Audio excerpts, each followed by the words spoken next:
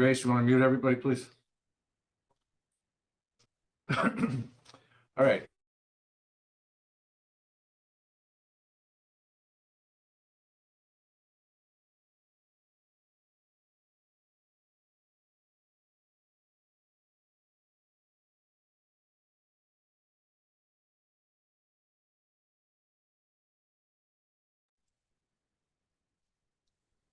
Next up is public forum. Anyone wishing to address the board in public forum will have 3 minutes to do so on an agenda item. And if you'd like to, come on up and sit. Name and address for the record, please.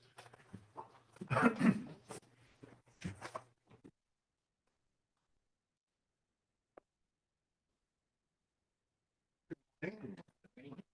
name is Tim Sperry. I live on Broad Street. I'm within a block's walk of two legal dispensers of drugs where this whole opioid problem started. That's called CVS and Walgreens.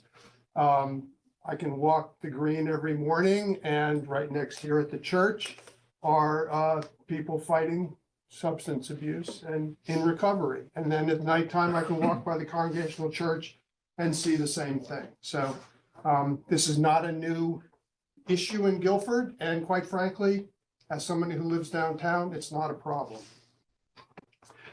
In 1639, the settlers who established Guilford wrote the following words in the Guilford Covenant. We whose names are herein written do faithfully promise each for ourselves and families and those that belong to us that we will sit down and join ourselves together in one entire community and to be helpful to the other in any common work, according to every person's ability and as need shall require. And we promise not to desert or leave each other in the community, but with the consent of the rest or the greater part of the company who have entered into this engagement. Fast forward to 2024 and the world of drugs and addictive pharmaceuticals. Some in our community and surrounding towns need help fighting the disease of addiction. The App Foundation made a purchase of property in a zone which allows medical facilities with outpatient services to operate. Their qualified medical services offer assistance to people in need. The zoning was established and is managed by a commission duly appointed by a board of selectmen elected by the qualified voters of the town of Guilford. We, the voters of Guilford, have consented to this legal process. I encourage the board to reject the petitions before them. The petition for a change in zoning rules will not stop the App Foundation from legally opening, as you can't impose new zoning on one who is currently in conformance. The second reason for denying the petition is that there is no area in our commercial or industrial zones where one is not 500 feet from a residence. The idea of community assistance was enshrined in the DNA of this town 385 years ago by its original founders. Let's let that triumph over any fears. Thanks, Sue. Anyone else wishing to address the board? Dave?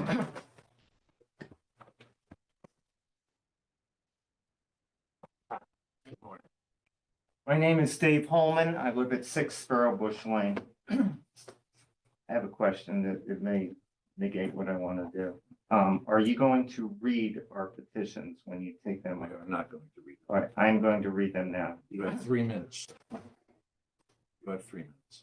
I understood. Okay. Petition 1, that Guilford First Selectman Matt Hoey, the members of the Guilford Board of Selectmen, the members of the Guilford Planning and Zoning Commission, the Guilford Town Planner, the Guilford Town Council, and all the heads of the Guilford Land Use Departments immediately engage in discussions with the APT Foundation to locate the medical addiction clinic approved for 439 Boston Post Road to a more suitable location in Guilford. Specifically, you must insist that this APT addiction clinic be relocated to an industrial zoned area or to a commercial zoned location that would be at least 500 feet from the closest residence or at least 1,000 feet from the closest school or daycare facility. The precedents for asking the APT Foundation to relocate its clinic to a more suitable area in Guilford are based upon what transpired in New Haven when the APT Foundation purchased property in New Hallville but relocated its clinic to Long Wharf, an industrial zoned area, because of public pressure to do so. Similarly, this is what transpired in North Haven when the APT Foundation wanted to move to Clintonville Road, but relocated its addiction clinic to Sackett Point Road, an industrial zoned area, again, because of public pressure to do so. Second petition. The town of Guilford shall enact an urgency ordinance to prohibit the operation of an addiction methadone clinic within 500 feet of any residential area or any individual residence, or within 1,000 feet of any school or daycare facility. This urgency ordinance will negate the use of 439 Boston Post Road, Guilford, for use as an addiction methadone clinic by the APT Foundation as approved by the Guilford P&Z Commission during their site plan review at their January 3rd, 2023 meeting. I have one other question. Are you going to read the legal opinion during when you talk about the petition? Most likely. Most likely? Okay. Thank you. Anyone else wishing to address the board? You don't have to come all the way down. You can sit on the end. Okay. Kendall Svengalis, 3 Rockland Road, Guilford. I'm very troubled about the process by which this clinic was approved. It was done under cover of night, basically for 5 months. Something as controversial of this should have involved the public, the broad public. Now, I understand it's as of right under the zoning laws, but this is controversial enough that our first selectman should have negotiated with Lynn Madden in advance to discuss the appropriateness of this location. And also have told her that he needed to consult with the town, the residents of the town, and also to conduct various impact studies, that would have to be done prior to the town being willing to go ahead and facilitate the process. And I doubt that Lynn Madden would have opposed that if she had been pressed. So it's not just a question of as of right, it's a question of the town negotiating with that applicant. And it's also troubling the fact that under our current system, the abutters don't have to be notified. And I find this outrageous that people who are adjacent properties or have properties directly across the street and businesses don't have to be notified of a facility of this nature. So I'm in agreement with Dave and many other people that this should be moved to an industrial zone, of which there are many. If you've been to one Long Wharf, it's an ideal facility to which they moved. And if we had something like that, people would go along with it because we're not opposed to methadone treatment. It comes down to the question of where. Thank you. Thank you. Well said. Anyone else wishing to address the board? Come on up.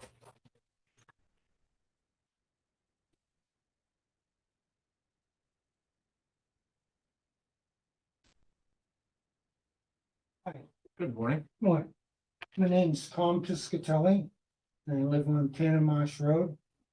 And I attended the 2 meetings that we've had, and I think they're a farce. I think the one that you brought with Lynn Madden, you portrayed her, or she came across as being Mother Teresa of Calcutta. In all actuality, she's probably the most dangerous person to come into Guilford. I think people have lived here before that and had businesses in this area before you had the idea of opening a clinic. Nobody talked to anybody. I bet you didn't even go to Madison, it's only a mile from this clinic site, and ask them what they thought about it. Did you? This is not a question and answer session, so. Oh, good. Well, I think you came across as being a cheerleader for Lynn Madden. You know what I mean? METHONN, I mean DONE. methadone. That's what you came across.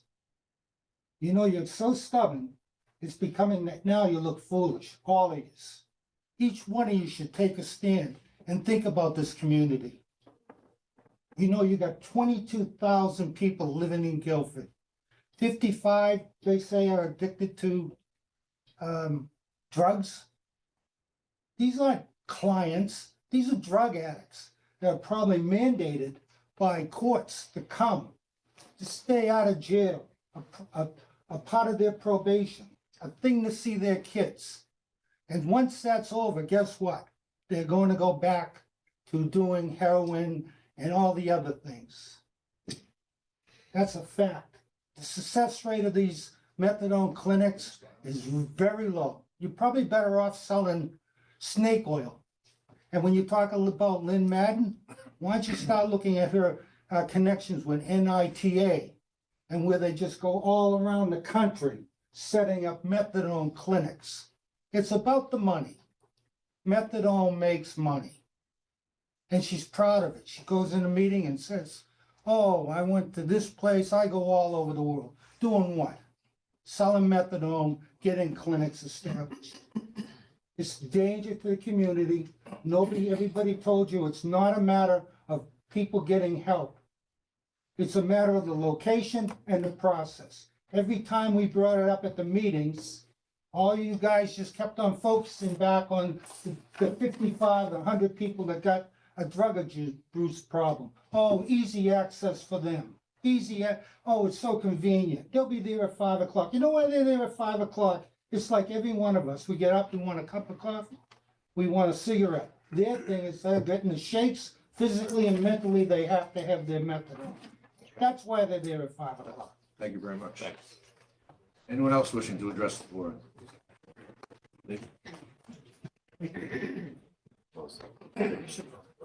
Good morning, everyone. Lee Altieri, Church Street. I just wanted to address the board with the situation of removing the stigma of addiction. I think that one of the problems that we had, and I felt in the Q&A section, was that what the drug addict and alcoholic would look like, you know, and I hasten to say that they look a lot like I do. And unfortunately, that stigma that these people would not want to go to this location because they were in fear of being seen by other local residents. I once again just implore the fact that you should be happy to see them going into these locations because they're getting the help that they need, the same as we would anybody going to any doctor's office. Just to echo what Mr. Sperry said, you can easily go around this town green at any point and see the programs that are already in operation that are anonymous, you know, at the level of the program that they, you know, operate flawlessly and without any issue whatsoever. So I'm concerned that we're bringing up the locations that were moved to the New Haven and the North Haven locations had their own issues, not like Guilford's issues, that there was concerns of the one in New Haven was actually dropped into a neighborhood that was already in a situation that had a drug problem and that they politely moved. And the North Haven one, having managed a FedEx facility directly across the street from it, you know, moved in seamlessly. And also the Clintonville Road situation was its own unique situation as opposed to it being not wanted in the town. So that's all I wanted to add. Thank you. Thank you, Lee. Anyone else wishing to address the board? You want me to sit right here? Yeah, right there. Well, my chair.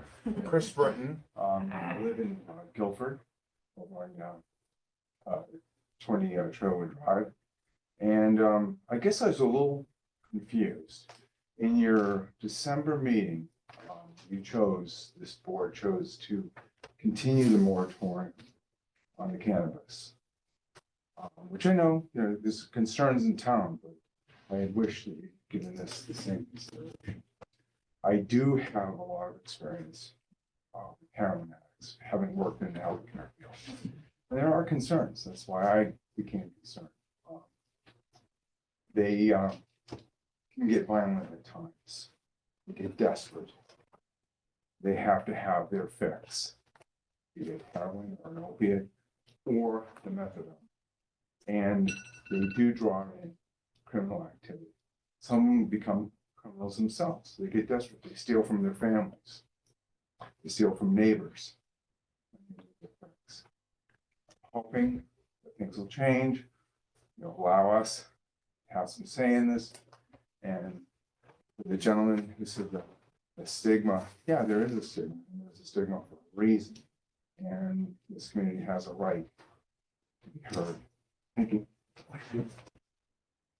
Anyone else wishing to address the board? Come on up. Hi, my name is Connie Baglio. I live on Tanner Road. I am concerned that in a town like this, that something so important could have been done so secretively. I live right around the corner from where this Play Cafe is, and I'm concerned for my safety. I moved here to have peace and quiet and to enjoy my home. And I have done everything to improve my home, and I feel that this would devalue it. Last year's big increase in real estate tax, I feel devalued my home, and now this will also. I've spoken to many, many realtors. I even spoke to an appraiser. Unfortunately, none of them want to go on public record, even though they're all against it and have agreed with me that my house value would decrease. So when you look at it from my point of view, my husband and I worked very hard for everything we had. No one gave it to us. And now that something should devalue something that we love so much, I consider my home my refuge. When I walk in my house and I walk around my neighborhood, I consider that safe.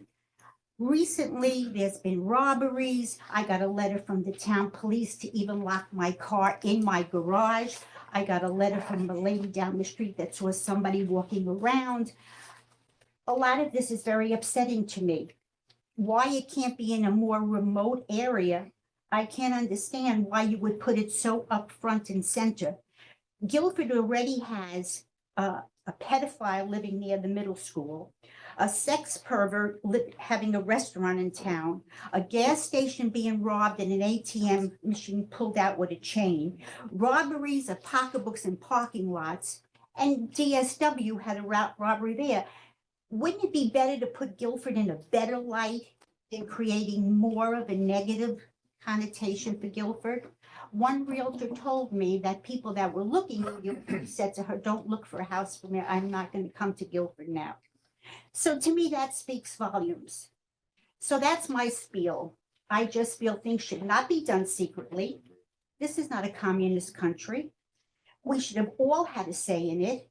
And what's the difference if you would put it in an industrial rather than up front and center right on Route 1? So that's my concern.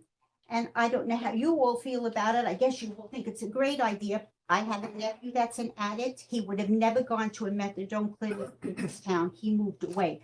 Because if you're serious about giving up your addiction, you remove yourself from the people and the places that tempt you. You don't go in your own town.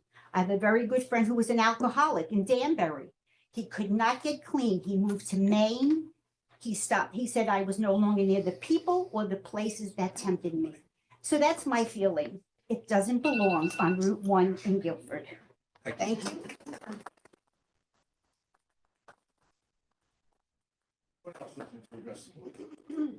Anyone else? On Zoom? On Zoom, anybody on Zoom who wishes to address the board? Raise your hand electronically.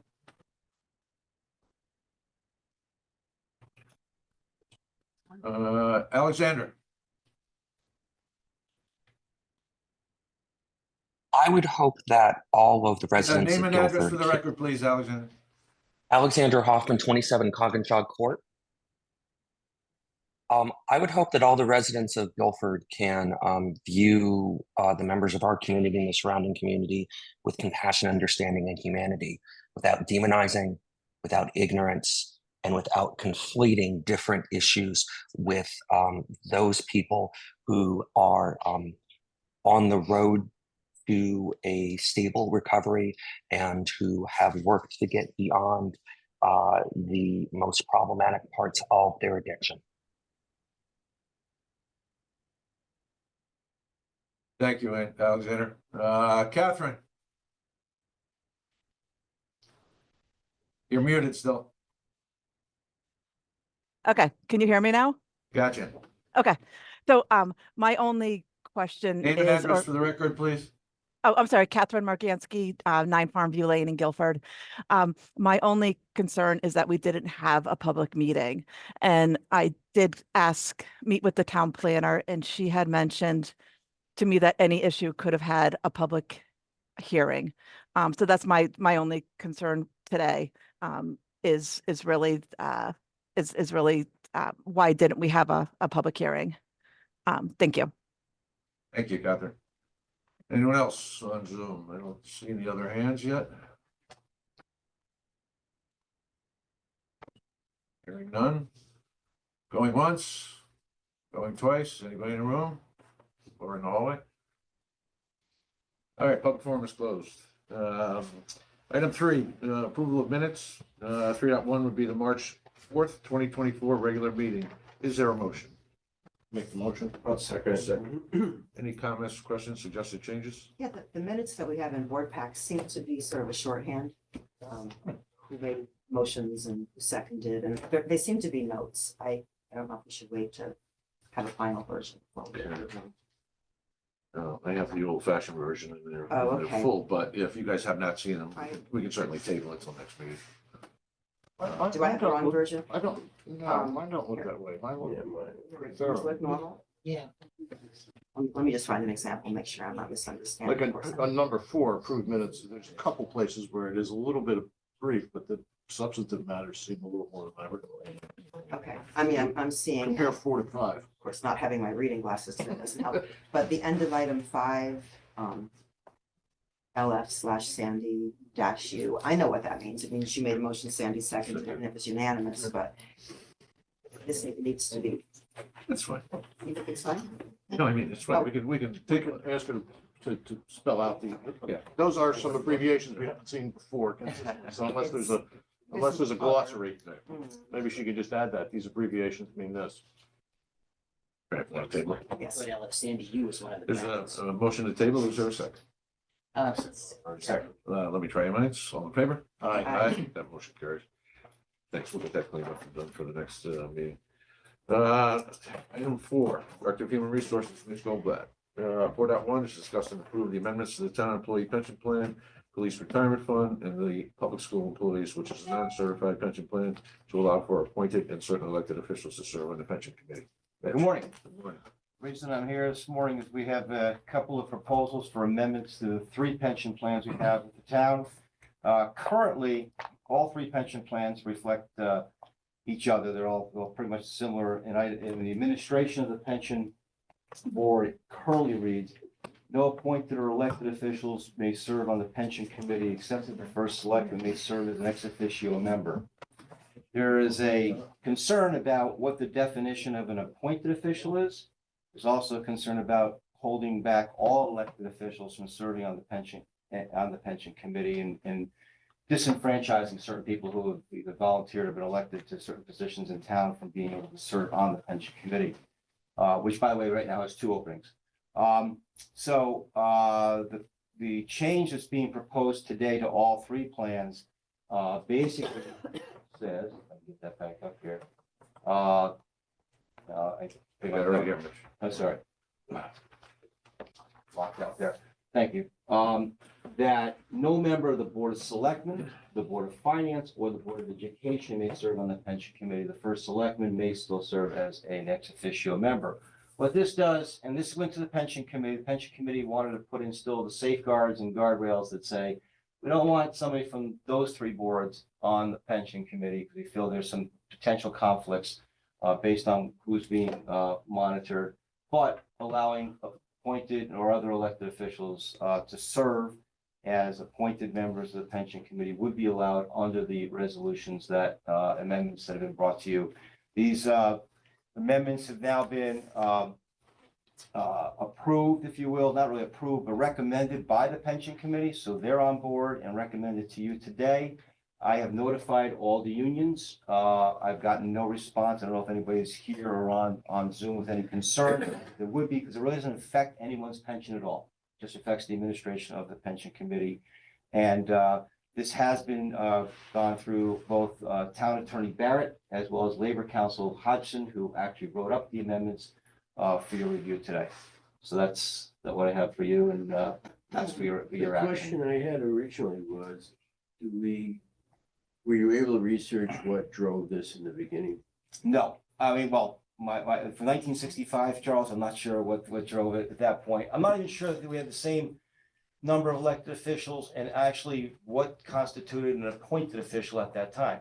At that time, I believe we had an appointed treasurer. So that might have been part of the concern. So there's no overwhelming fact that we're missing. I don't believe so. Like I say, I've discussed this with the pension committee, with two town councils, with the first selectman. I mean, I think it makes sense with those three boards because they're the ones that are voting on things. So, Right. that makes sense. I racked my brain. I couldn't think of a reason why. So as we appoint members to these committees, we just have to make sure that we're aware of any other appointments those people might have. And I don't think, is that currently part of the form that's completed? I don't remember if No. other, maybe, I don't Probably add that to maybe the we form. should add that just to make sure. Yeah. In line of what other boards they're on. Yeah. Sometimes Sometimes they list them, but I don't know if it's a specific question. So Well, maybe it should be. that's a good idea. changed. to add that to the form, though, just, And we have all the information we need Yeah. to make a good decision. That makes sense. Good. All right, any other questions or comments? so do we need a motion? Yeah, we need a motion to make the change, Second. or all three. All three, I'm sorry. Anything further? We try your minds, all in favor? Aye. Aye. That motion carries. Thank you. Thanks, Mitch. Item 5, Finance Director, Mary Jane. Monthly report. Sit over here so you don't have to.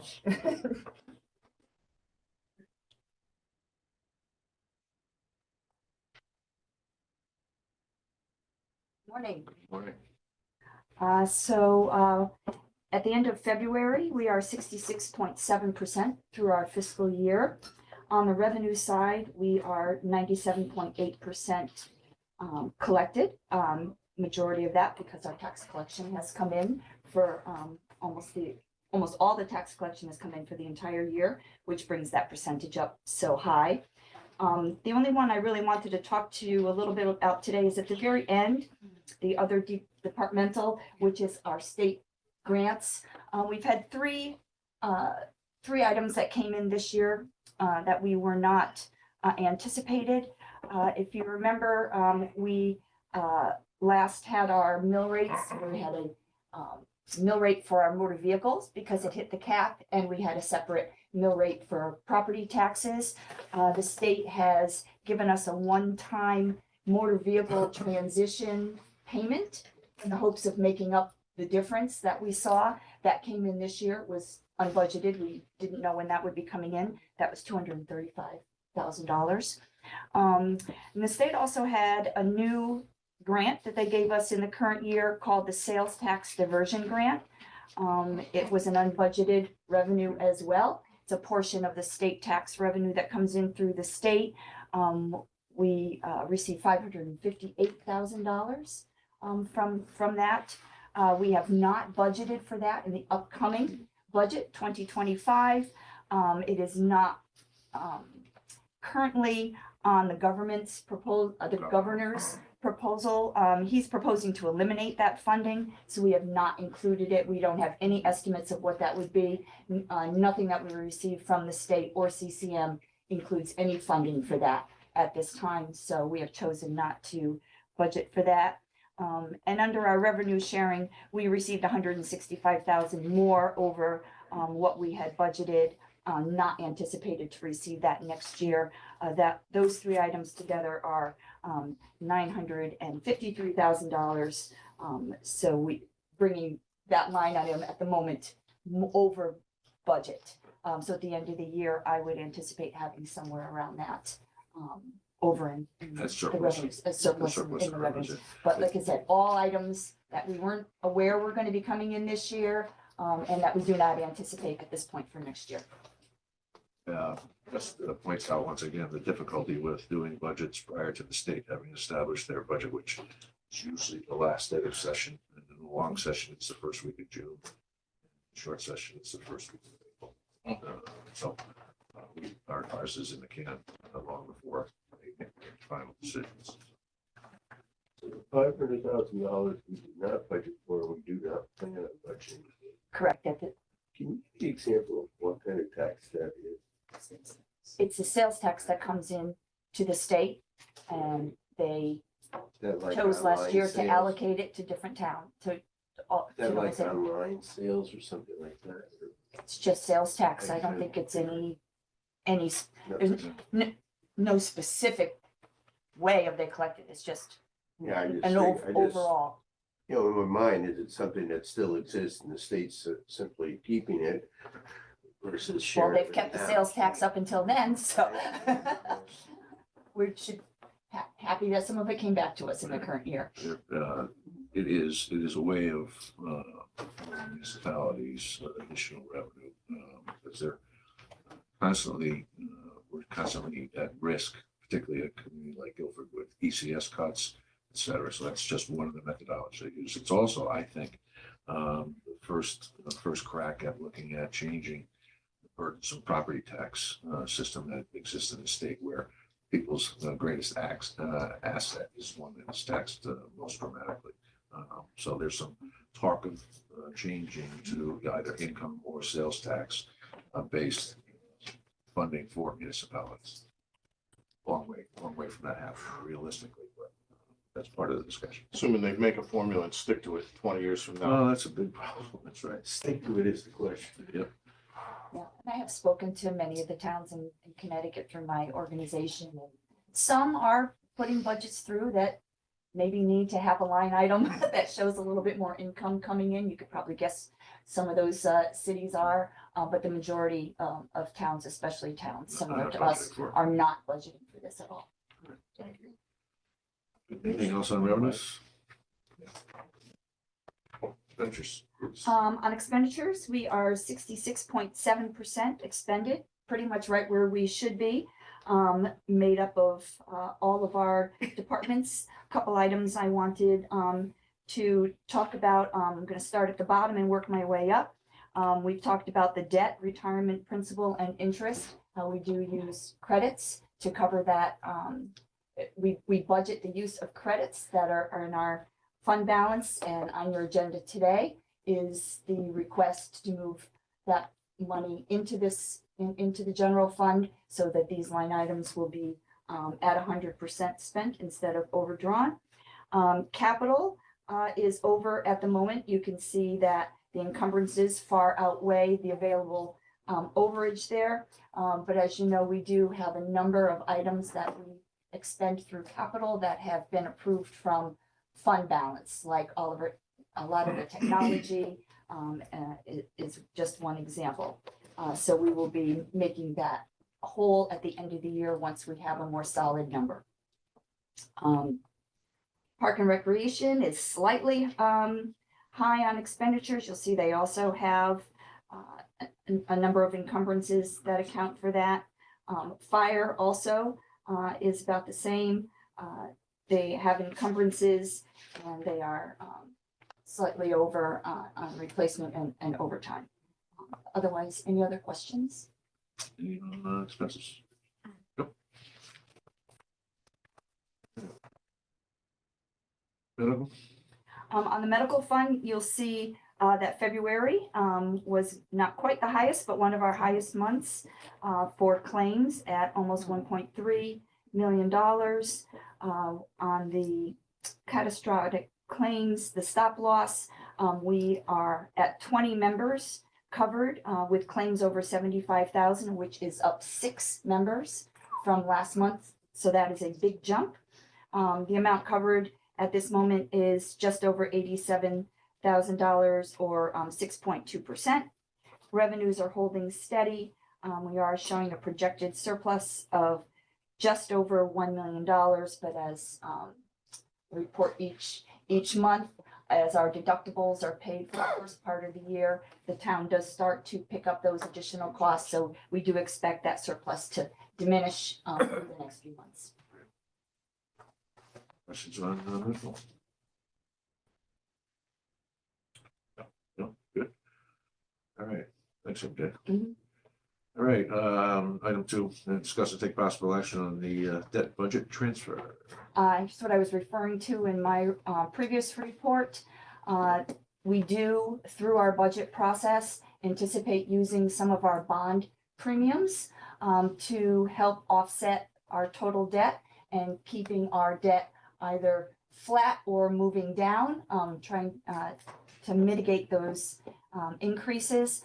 So I'm requesting transfer from fund balance committed to future debt, which is where we hold our bond premiums, 33,034, and then 2 small items from the interest, 1,701 and 1,964, for a net amount going into our reduction premium refunding of 36,699, which will make all these line items a flat zero.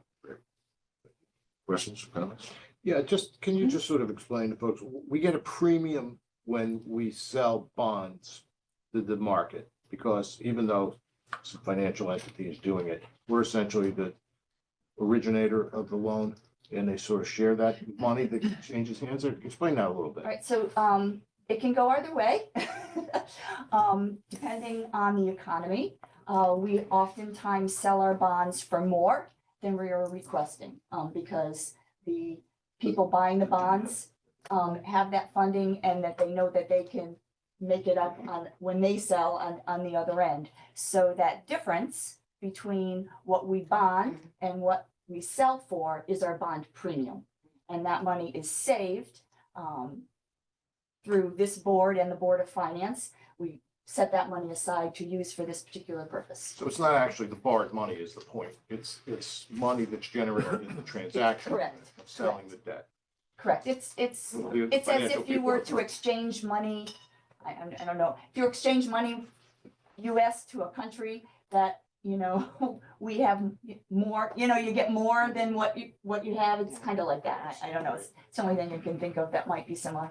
So we could recognize that difference in the budget for the year in which it happens, but we choose not to do that. Is that correct? So that we can sort of match it up against the. Correct. So it does happen through our audit. We do recognize that as revenue, but through a transfer, we move that money into the fund balance.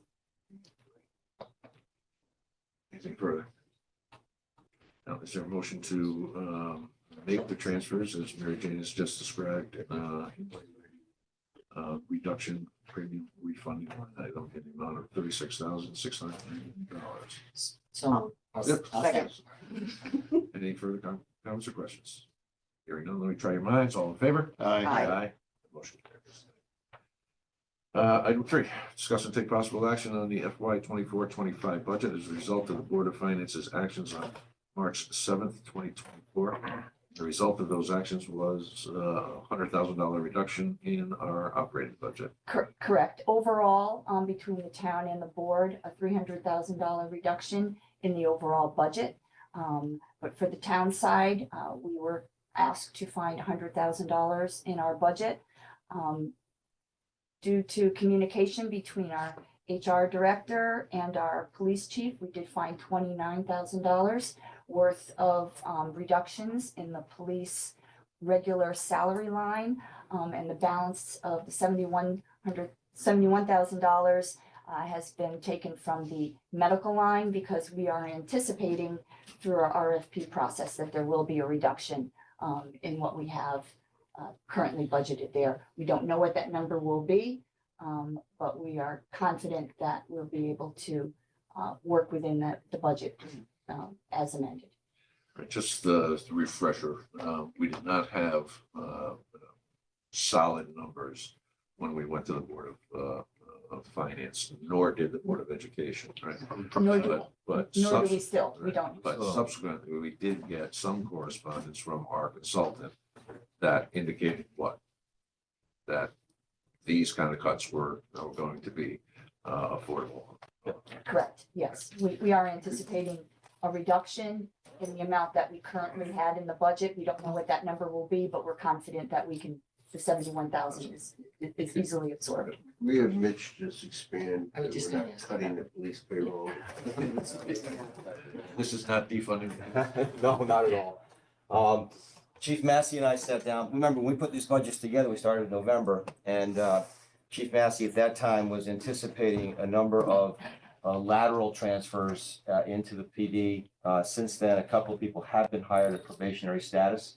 So the chief and I sat down, went through his budget once again, and determined that based on the higher budget that had been put in back November, December, we could adjust that now based on these current hires with no impact at all on operations. You explain to the public what lateral means. Oh, lateral means when we hire someone from another department, Experience. usually means that they come with experience. Academy. Right, they don't go through the academy, we don't put them on probation, we usually bring them in at a much higher rate because they're making a higher rate already, as opposed to someone who's gonna go to the academy who starts out at a probationary status. Takes them Savings takes them is in the 7 training. years. There's a lot of savings, and yeah, there's a lot of Just want to savings. clarify, that's another police department, not another department within the town. Correct, another police department. Usually someone who's either retired from the police department or someone who's decided that Guilford's a better place to be a police officer. We hope that is the case. Thank you. Any further questions? No, I'd just like to leave with, that brings our budget for the town on the town side to 47,123,073, or a 2.775% increase. Great, thank you. Will you pass around a read on one of these when you get it? Oh, okay. Or already have it, I'm sure. It's on, board- Oh, it's on there, it's okay. on board All back. right, thanks. Anything further? I can provide you whatever you want, but Is there a motion to make the cuts as described by the finance director? I'll make a motion. I'll second. Any further comments or questions? Let me try your minds. All in favor? Aye. That motion carries. Item 4, consider and take possible. I have revenues as well. Oh, yes, yeah. Okay, that was for you. That's right. Thanks. That's right. They gave us the discretion to apply that. Correct. This is on the interest income. That we saw an opportunity to increase the original projections. Correct. So the Board of Finance asked us to increase our general fund interest, revenue by $300,000. And if you look on Board Pack, you'll see that I have 3 different line items that we have made adjustments to. Well, first of all, the taxes immediately come off the $300,000 because that's $300,000 less we need to collect. Interest income, we raised from $750,000 up to $970,000. We are anticipating approximately $1 million this year. With uncertainty in interest rates, I was just a little reluctant to bring that one up too much higher. We did bring up fire ambulance fees from $925,000 up to $980,000 based on prior year experiences. Current year. And current year, and the same with youth and family services, $174,000 up to $199,000. That's So, essentially insurance income for treatment provided. correct, Okay. correct. I hate to say this, the numbers at the top look like a $400,000 delta. The current tax line, 325 versus 725. Correct, 300,000. That's what we were asked to add. Isn't that 4? That's 4. We'll have to look at that. That's what happens when you work on vacation. I don't know. It's probably just a paperwork cleanup, Well, and it all, unless, I'll have to, so once we, probably not. So once we change, reduce, it also reduces the mill rate and makes changes within that mill rate summary that I do. So the taxes are probably down more okay. than $300,000. It's probably correct. I guess the mill rate It Right, affects the entire. Correct, correct. When I bring the, when I take $300,000, or I shouldn't say, when I add $300 to the general revenue, it adjusts a lot of numbers within that spreadsheet, but I will verify those and get back to you. I suspect you would hear it from the Board of Finance tonight anyway. Right, I will double check that, but that's probably the issue because, if you remember on the second page of our mill rate, I have all those little adjustments and as we change the mill rate, all of those adjustments change, so it makes a bigger hit to taxes. Reduction. A reduction to taxes, for that purpose, but, Positive. yes, yes. Positive hit. But I don't have that report with me, so I apologize, but I will double check that, but that's most likely the reason. Okay. Mhm. That's so. The increase in interest income, where does that put us compared to current year budget? Where do you expect us to end up? Is it, Well, we anticipate, if we take December, where we were at the end of 6 months and multiply by 2, it would be about $1.1 million. okay, so 970 should be fine. I'm hoping, yeah. That makes sense. Right, we had those discussions with the Board of Finance. They understand that interest rates, No. you know, I used to have a $500,000 budget, and at one point I brought in 25,000 during COVID. So, you know, we have brought that interest rate up, the interest income up. We're having a good year. We've had a very good year with interest rates. But year to year, it's too hard to determine what will be at this time next year. So, but the Board of Finance is well aware of that. And back to Lou's point on the 3 versus 4, Mhm. it really doesn't matter because what we've identified is the areas that we are going to increase it. And that's really the action we're taking Correct. right now. Yeah. The action is the 300,000 on the increases, yes. Got it. Is it possible that the tax, the amount of tax we have to raise is also reduced by that extra 100,000 because we cut the revenue by 100,000? Is that what's happening, or is it just the because- spreadsheet? Well, because we cut 100, of course, we cut 100,000 on the expenditure side, so that is it as well. Okay, Yes, so this Yes. particular spreadsheet reflects both things everything. moving at You're once. exactly right. Yeah, I Okay. apologize I'm for sorry not to even spot this- that before I asked the that. No, question. that's okay. I should have known that too, but I immediately think I've made a mistake. so. All right, is there a motion to make the changes in the revenues as described by the finance director? So moved. Second. Any further comments or questions? Let me try your minds. All in favor? Aye. That motion carries. All right, now we can get to 4. Consider and take possible action on the bond resolutions as prepared by bond council for consideration at the April 16th, 2024 referendum. Are we ready? I think so. Okay. We have the language in front of us. We are obligated to approve these prior to the Board of Finance's ultimate approval, which will take place this evening at their regular March meeting. And we have the authorization, and I'm not gonna read these, but they're here. I'll paraphrase them. For $2,425,080 for the replacement of pipes, unit ventilators, and oil tank at Melissa Jones Elementary School, the renovation of the tennis courts at Guilford Lakes Elementary School, fiber installation and infrastructure upgrades at various town schools, and future project design costs for various town schools. All right. That's the gist of it. That was what the Board of Education had proposed to the Board of Finance. Board of Finance opted to move that along to the voters at referendum. So is there a motion to approve the resolutions? I'll make the motion. Second. Second. Any further comments or questions? The only comment I would make for the public is that these are Board of Ed projects, and normally that's what we do. We rotate years. Well, Town versus- yeah, well, Board of Ed usually goes every year. Town, Yeah. every 2 years. Town tries to. Although a little later in the agenda, you might have an opportunity to change that with the fire department. All right, so we have a motion and a second. Let me try your minds. All in favor? Aye. That motion carries. Thank you. Item 5.5, consider and take possible action on the resolution and notice of the annual town budget meeting and budget referendum. I just want to back up. We had, Yep. the- Oh, yep, sorry. we had the potential Potential bond resolution. fire department there. I don't want to approve that yet until we have the conversation with the fire department. Is it?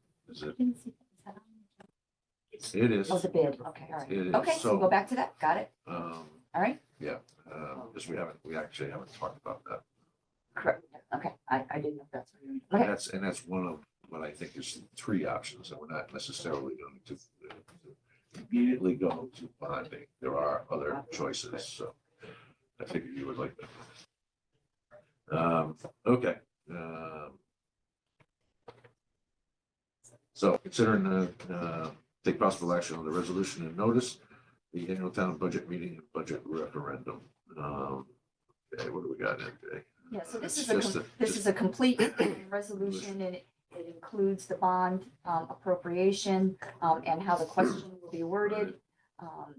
It also includes the budget and how that will be worded as well. So, Okay, and it also sets the town meeting referendum. yeah, and the right, voting and places. voting places. Mhm. Okay, So at this point, it doesn't mention the fire department? No, not yet, Okay. not yet, not yet. All right, is there a motion to approve? So moved. And a second? I'll second it, but will we, if we go forward with the fire department, will that end up changing it? yes, yes, It will. it would. Yes, we can come back. Should we wait? Or It's up to you're you. thinking we may have other options with that? It might not affect us. There are, yeah. We there have are- three options we have on, three on options how on the- to, On the supplemental. Well, yeah, it's in a few minutes anyway, so we'll find out. Okay. All right, then let's table item 5. Is that, Okay, I can, or just move to go to a different agenda? Yeah, we have to table it, just. Yeah, we'll come back to it. Yeah, come back. All right, that sets us at item 6 then, right? it's not me. What's that? Item 6, Parks and Recreation Director, Pam Gary. Come on up, Pam. Morning. How are you today? Very good, very well. Thank you. So I am here to ask the board's approval for 4 projects. They'll all be coming out of our program account. The first one is to consider take possible action on the mechanism replacement on the back doors at the community center. They have failed. So Todd was able to disassemble it in order to lock the doors, but it needs to be fixed. So we did get 3 quotes. And one, the lowest quote was 16,972. This is a vendor actually was the original vendor who put the doors in years ago, actually. And that's to actually fix the mechanism rather than replace the doors. Replacing the doors, obviously with sliders, came in at 24,345. And then the highest bidder at 24,950. We feel that it's best to replace the mechanism and not go with sliders. Sliders would actually produce a lot more loss of air conditioning and heat, leaving doors open longer. Whereas this particular gentleman came in and said that he would actually only have one opening and closing, so that will actually save air in the winter and in the summer. So we would like to go with the lowest bidder. so this is the original doors that failed, so this is the first time. it's The sort of- doors, The the handicap. mechanism, Yeah. Yeah, I'm just saying, we haven't repaired these before.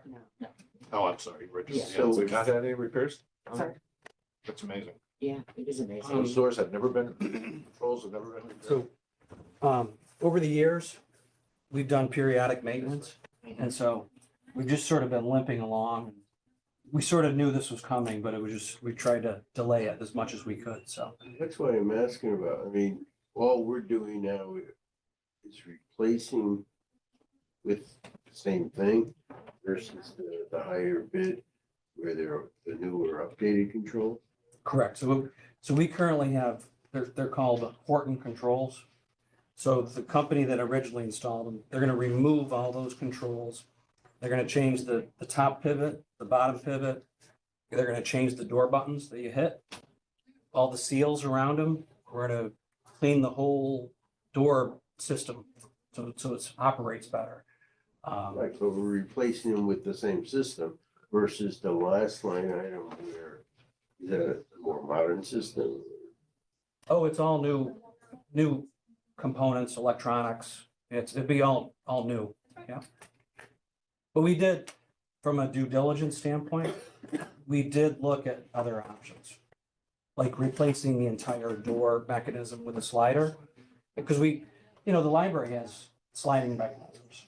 And so we thought that since we're spending this amount of money, we thought we should look at everything. And so The question I'm trying to get to though, is we got three here. The first one is new Horton controls. And that's what you're suggesting, that's the lowest bid. But the most expensive one is replacing with new Horton.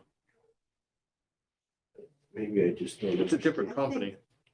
Yeah, there's two options with that second company. All right, so, no, okay, I see what you're saying is the highest bid is the same thing as the lowest bid. Exactly. All right, I see. And the other good thing too, by upgrading the doors, we're gonna be changing the way that the doors operate. So now what happens is when a person presses the button, both doors open. So now what we're gonna do is we're gonna change that operation. We're actually gonna be linking the two handicap doors. So when you press the button, only one side opens. So Now, what happens if, for whatever reason, somebody needs the two open for that? You can open it. It's just that the automatic one is only gonna open up one. But a person can actually press the door and open it manually. That would be a problem. no, and then the other thing too, with this newer technology, there are buttons. So you can do on, off, or hold open. So let's say we have the bouncy house for one of the event. You just hit the hold open, both doors open, and they will stay open. And the other thing too is, while we met the different reps, we were standing there and we noticed that every person that entered and exited the community center did not use the handicap doors.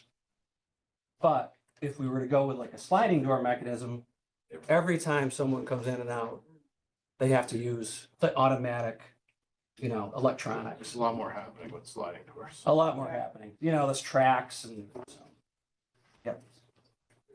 I think Michael, is that what? 16 sounds like a Based good on the deal. recommendation, is there a motion to award that's a door controlling placement controls with sequencing operation for energy savings, the amount of $16,972. I'll make the motion. Second. Second. Thanks, Pat. Thank you. Thank you. Out of the program. Let me try your minds, all in favor? Aye. Motion carries. 6.2, consider and take possible action on the purchase of paddle boats for Lake Quantico.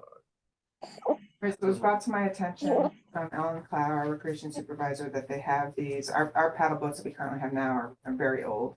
And they weren't even looking to put them in the water this year. So we decided to look into new ones. They do have these great caricature paddle boats that we haven't had in the past. Anything from a flamingo to a swan to a dragon. We thought it would create a lot of fun in the lake, and we thought it would be a great item to take from our programming account. I didn't realize we had paddle boats. How were they, who uses them?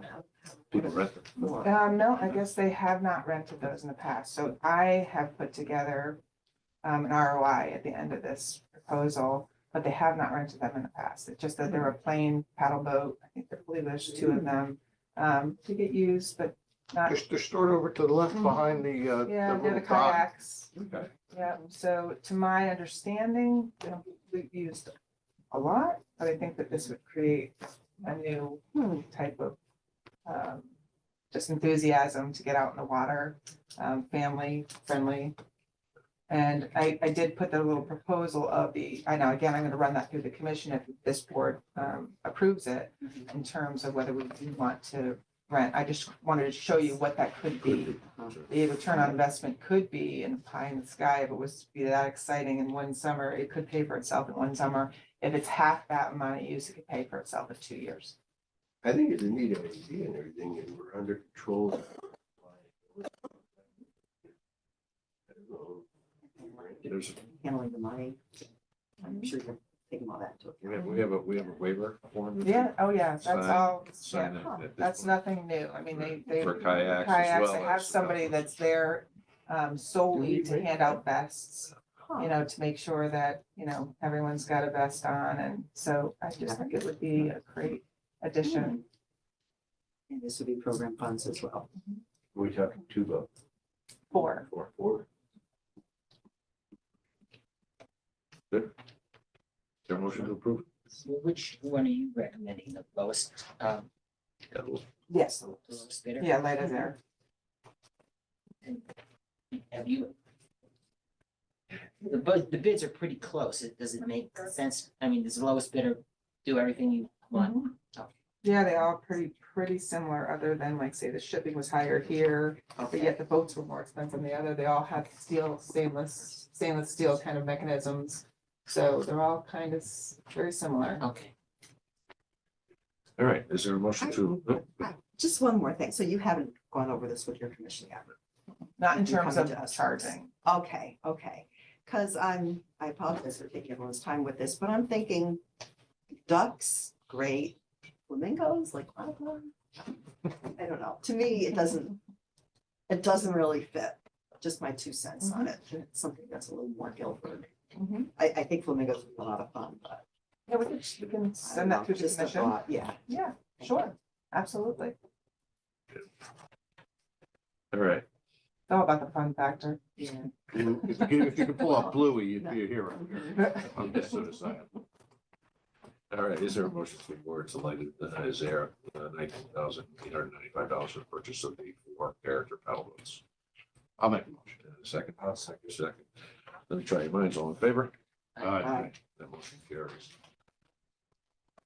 All right. Discuss and take possible action on fencing for Lake Quantico parking lot and Chittenden Park as well. Yep, so at Lake Q, that's just about replacing the current fencing that's there now. It's, if you go take a look, it looks pretty worn down and just had. Falling down. Yeah, it will be a tremendous replacement, and look to the facility. So that's the lowest bidder there was 9,000. In Chittenden, from what I understand, is that they went to do railroad ties along the bocce court, but then they didn't have enough money to extend it through the parking lot, from the parking lot to the fields. So this is basically extending that straight down through the parking lot, to help with access from cars going into the fields. Do they have currently telephone? All they have poles? is telephone poles on the ground. Yeah. Yeah, so this would be a really nice improvement. And Fence World is a company that the town has been using, We've right? used them in the past, correct? And they're the lowest Mhm. bidders. By far. Yeah. It's crazy. It's differences. Mhm. All right. Yeah, this We is, noticed this last time we did Fence World with in one of the other departments. They were Mhm. lowest bidder by far. all right. But the other person, I can't remember which department it was, but they said that they do a good job. Mhm. I think it was Steve. It was it was the side of the parking Yeah. lot over here. Yeah. I've actually used them in Darien too. Okay. I brought them out there. Darien likes it. Frame of reference. All right. Is there a motion to award the 2 contracts? One for Lake Quantico parking lot side of Route 77, an amount of $19,109, and then at Chittenden Park, $9,722. Motion. Yeah, Second. Let me try your minds. All in favor? Aye. Motion carries. All right. 6.4, consider and take possible action to contract with BCI Bartholomew Contract Interiors under state contract number 20 PSX 0088 for replacement of carpet tiles, floor in the staging room at the community center. Basically, this is one of our rooms that has child activity, like a daycare area. And the floor just hasn't been done in 30 years. So it's one of those things where we said, okay, where can we start improving the facility? This is another area of improvement. And is that also coming out of program? Yes, it is. Great. And this is not a bid because it's under the state contract. Exactly. Yep. Any further comments or questions? Is there a motion to approve? So moved. And a second? Let me try your minds, all in favor? Aye. That motion And I did carries. have one more on here. I didn't make it on here. I don't know if that, we can add that. Yeah. Well, let's, It was just well, permission to use the town green for rain dates for the concerts. We'll take that up under, a little later in the agenda, so, We can move to it, add it. yeah. Almost there. Thank you. Second. Second. Let me try your minds, all in favor? Aye. Yep. Carries. Does she have to You don't stay? have to. Stay. Okay. You don't have to stay for this. Once.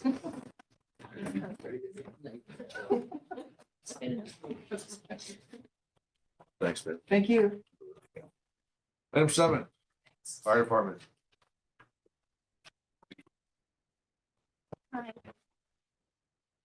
Morning, chief. Good morning. Good morning. Good morning. Good morning.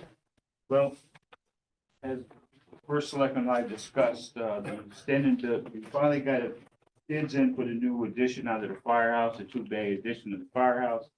The standing building committee recommended that the bid be awarded to Munger Construction, again, located in Branford, Connecticut. Their base bid was $1,292,085.58. And the cost of the alternate, there's 4 alternates that we're gonna take, is $92,480.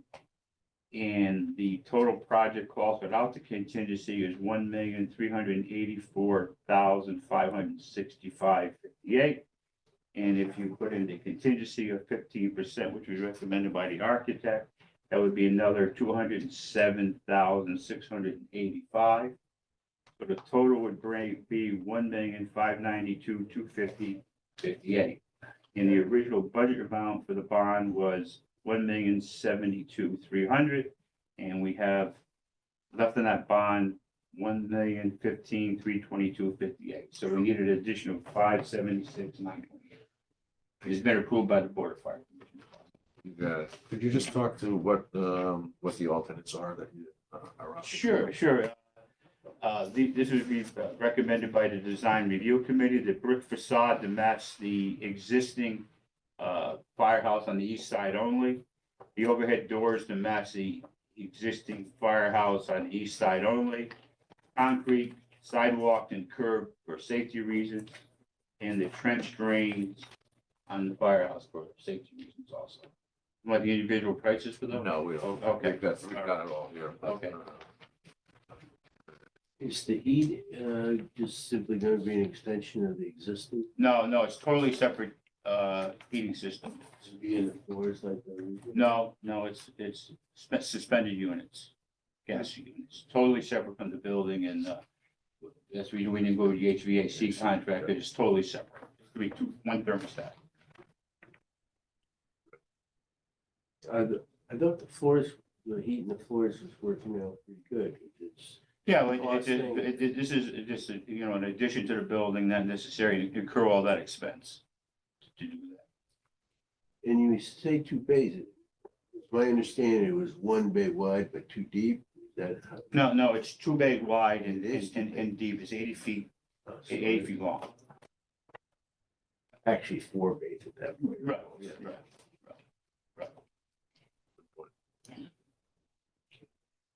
So Munger's amount for the roofing is a lot more than the other. Yeah, we're not gonna go with the roofing, the architect doesn't really recommend it, and the contractor doesn't recommend it, and we just see nothing but problems with that, covering up a good roof with a false roof. We just don't, that was just aesthetics. Okay, to spend $81,000 on aesthetic is not, in my opinion. Unless you wanna give it to me. the east facade aesthetic was. Right. The east side and the sidewalk, I mean, in the overhead doors, we agree with. Who's the architect? Dean Petroselli, recommended from the study building. Yeah. Right. Other comments or questions? Yeah, so this, police are responsible for their own vehicle storage needs. This Yeah. is not going to address any of those. No, as you know, this project originally was a built force bay facility on the basketball court. I keep on calling tennis court or basketball. Okay, so you, but this does meet your needs. Yeah, this, Of the it department. definitely meets our needs and it's badly needed. And the PD is currently working with an architectural firm, realigning their facility as well. So, They're just gonna have to build another facility, right? Well, maybe, maybe go up, maybe go wider, the impound lot, there's a variety of options for them. covered vehicles. And as you recall, one of the things that it's going to distract. Well, I just also looking is at the locker total room. new cost, I know where we originally started with for the basketball court issue. All right, so let's approve it and then we'll figure out how to do the financing, how to pay for it. Yeah, all right, is there a motion to approve the award of the contract, as the chief has just stated to Lumber Construction? What was the total number again? 1,592,250, 42 cents? 58 cents. 58, so. Yeah. Can't forget that 58 cents. All right, I'll contribute that. Thank you so much. Thanks, Charlie. All right, is there a motion? I'll make the motion. A second? Approve. I'll second. Any further comments or questions? Let me try your minds. All in favor? Aye. Motion carries. I believe there are three ways to pay for this. The first of which is added to the bonding question for the referendum, coming up with the other budget vote. The second is to go straight to town meeting. Because this is under $1 million, this is a bond authorization under $1 million. We could go we go to a town meeting and bypass referendum. I don't see that as a viable option. If we're gonna bond it, we should put it as a question alongside the bonding that the Board of Education is gonna be looking for support for. The third option would be pay for it with some form of cash. We do have, 1.1 million left in the American Rescue Plan Act. And I think my recommendation would be that we utilize the American Rescue Plan funds, therefore relieving the taxpayers of future burdens of bond retirement costs. And this is clearly, one of those things that the American Rescue Plan Act fund was designed to do, which was to assist municipalities in helping their taxpayers avoid additional costs. So that would be my recommendation. Wasn't there certain limitations in getting paperwork and the funding and the project done? All we have to do is issue a purchase order. It needs to be appropriated. It's Appropriated by the end of this. So we end can of this year. cover all of those. issues. Yeah. Yeah. I'd just like to add also you're saving bonding costs. Costs. Yeah. My recommendation was $645,000 if we went to bond. Yeah, I think that's the direction we have to consider because, we're still faced with the police, costs coming up. Right. Unless we had other uses in mind for those remaining funds.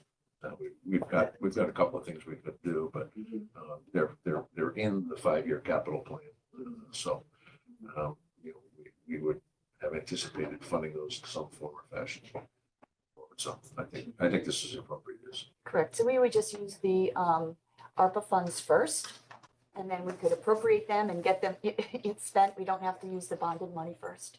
So that would be a way to, Cleaner. yeah, it'd be a way to get that money appropriated and spent. Makes a lot of sense. All right. So is there a motion to fund the balance of the construction costs beyond the original bond allocation with American Rescue Plan Act funds? I'll second. Any further comments or questions? Let me try your minds. All in favor? Aye. That motion carries. Thank you. Very much. How long do you Start think doing it'll that. take from start to finish? We'll get the contractor call. Oh, yes. Okay. I'm going out with a shovel right now. Okay. Sure. But now we can go back to the. I still haven't seen a bottle It's of a good water. photo op. Yeah, so now we can go back. We need to approve the resolution. Right? Okay. All right, so this would be back to 5.5, consider take possible action on the resolution and notice of the annual town budget meeting and budget referendum. set the town meeting, as well as set the town meeting referendum. Let's use one motion. Is that, are we okay with one motion? Cool. Second, Second it. so, just sort of look at it. Oh, it's just because I can't see that well. We have the reading glasses again. Do we know what the budget amount? No. We don't. The amount of fund, but not the budget. Okay. Correct. All right, so we got a motion and a second. Yeah, can we just sort of briefly recap? We have 645 in this bond application for the public storage, public safety storage, right? And the balance is going to be American Rescue Funds. Is that what's happening? No. No, we're not using. So we're We're not using this bond resolution at all. So on your board pack, the first one, Yep. under item 5, the bond resolution, not the one that says Not potential. Oh, not the one that says All right. potential. Okay. But then the resolution does have to vote here. Or no, That's a second one. 245. So again, the There are second two. one. There are two. Okay. we- Correct, there's 2. Gotcha. We had the option there, in case you chose to go to bonding, the option was there for you to approve. Thank you. We got that done despite you being on vacation and bond council being down at Madison No. Square Garden. Not sure I know what a vacation is, so. Thank you for getting that option ready. You're welcome. All right, we have a motion in a second. Let me try your minds all in favor. Aye. That motion carries. Okay. Okay. Zigzagging on this. Marina, Hi, Fred Hill. I'm Assistant Dock Master at the Town Marina. I'm asked to attend since the head dock master is not available to answer any questions that you might have about the request to fund the low bid by BB Marine to replace the chains for the moorings. just a little more info on the chains. Yeah, what are the purposes? The chains, they secure the mooring balls, which all the boats that are on the river are connected to. I believe it's been over 7 years since they've been replaced. We check them in the spring and fall when we pull them out for the winter. And they start to get thinner. The ability to hold the weight that we may be required to say that they can hold is reduced. Storms, things like that add additional stress on the chains. And during the last review of the chains, it was noted that it was probably time to change them to avoid any kind of liability from leaving chains in place and both breaking free and contacting each other. And those mooring balls are rented out every year. Yes, they are. 14 spots. Is it 14? Yes, sir. Any other questions? I'll move it. It's moved. and Second it. seconded. Any further? Let me try your minds all in favor. Aye. Thank you. Thank you. Thank you. Thanks for being patient. I'm moving BB Marine. Yes, I know. Below it. Item 9, Public Works Director, Ashdale. Press can take possible action to purchase 2 Mason dump trucks from Ingersoll Ward off of state contract 19 PSX 0161 using ARPA funds. Dave? Good morning. So we have 3 vehicles that they're international terror stars right now, 2014s. Constantly broken.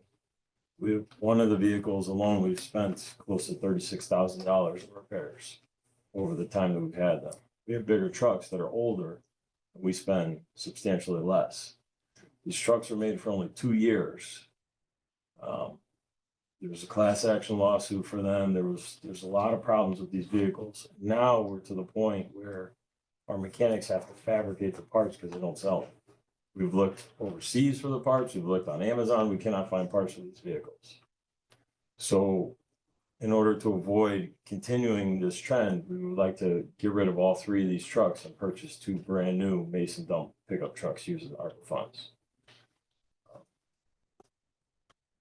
This has been approved by the commission. Yes, my commission. Is Tearstar brand or something? It's kind of like Honda's the brand, but Odyssey would be the model. So TerraStar's the model. It's international. Oh, It's international, and TerraStar is the model. International isn't backing up their quick. No. The guy won't even, actually, I saw him, he came in because we were asking for quotes about something. He apologized to me again for something back then. They're, just last week, all 3 of them were in again. to be repaired. It's just constant repairs to these trucks. And we're buying Fords, Yes, which should be around for a lot longer. Let's hope so. And the three trucks are they trading, or are we gonna try to sell those on auction? The commission wanted to leave it up to the board for their recommendation. The vendor had offered us 14,000, I believe, for one of them for trade and 18 for another. We think that we could probably make a lot more if we auction them off on Gov Deals. Yep. So really, I mean, even with their reputation. there's always somebody out there who will buy them. So what happens if we don't trade them in? Auctions aren't successful. We're going to do the auction relatively quickly before we pull the trigger on it. Yes. That's the plan. With this new system we have, it's an online auction. We can turn this around inside of a couple of weeks. Yeah, I'm just a little concerned, you know, you gotta, I mean, the world knows what's going on. We historically do very well on our gov deals. Yes, we have. Except the revenue comes to the selectmen, doesn't it? Oh, well. Well, deals, it works well. We sold a lot of things. We have. And we got rid of some things that way as well. Done really well. All right, so is there a motion to approve the purchase, the amount of $214,937.20 off the state contract? With a determination to be made on the sale or trade-in upon the completion of the auction. Where, Okay. Yeah, I'll second it. Second. Yep. You and I have the same question, I think. yeah, Go ahead. capital, where it stands in capital, where the money's coming. This is also out of ARPA funds. Oh, that's The right. request is to come out of our gov, yes. Okay, and I noticed that that price includes $60,000 worth of various fit outs and options that you need. These things are gonna hit the ground and you're gonna be able to put them to use as designed. Yes. So it's not like your crew has to do anything to bring. No, nothing to them. So, motion in a second. All right. Good. Try your minds. All in favor? Aye. Aye. Also, you're requesting purchase a tire changer and wheel balancer for the price of $19,700 and a new dual AC machine for the price of $15,795 from the approved capital funds for the current fiscal year. Yes. So we were approved for the capital funds and we went and we received quotes for three quotes for the products. The first one was the AC machine. We decided to go with Snap-on. It actually is a dual AC machine because the older vehicles have different AC than the newer units. So right now they don't have anything for newer vehicles to perform any AC maintenance. So they send it out to the dealership. So this will help them with that. And we decided to go with Snap-on for actually all three of them because of the warranty. They're offering 2 to 3 years warranty, and the Snap-on guy, when you have an issue, he's by there every day anyways to ask the mechanics they need to buy any tools or anything. But if there's an issue, they come pick it up and they take it away. It's not finding the vendor. The other two quotes that we received, that would be the case. You're not going through that. You're not going through Napa. You're going through where you got the machine from, and then where you're going to send it to, where you're going to find someone to repair it. So that's why we chose Snap-on for all three of them. The other one, the tire changer and the wheel balancer, the one that they have now is about 23 years old, around there. So it's time for a change so that they can balance the bigger tires as well as the smaller tires. And the balancers for that, and then the changer actually helps them so they don't have to lift the tires up, because our truck tires are pretty big. So to avoid injury, let the machine do the work. I might be the only person in the room, but when you say AC, what does that stand for? Air conditioning? Air conditioning, sorry. Oh, okay, all right. I'm sorry. I just wasn't sure. Thank you. Any other questions? Is there a motion to approve the purchase, the two respective purchases in the amount of 19,700 and then 15,795 out of approved capital funds? Now that I know what it is. Second.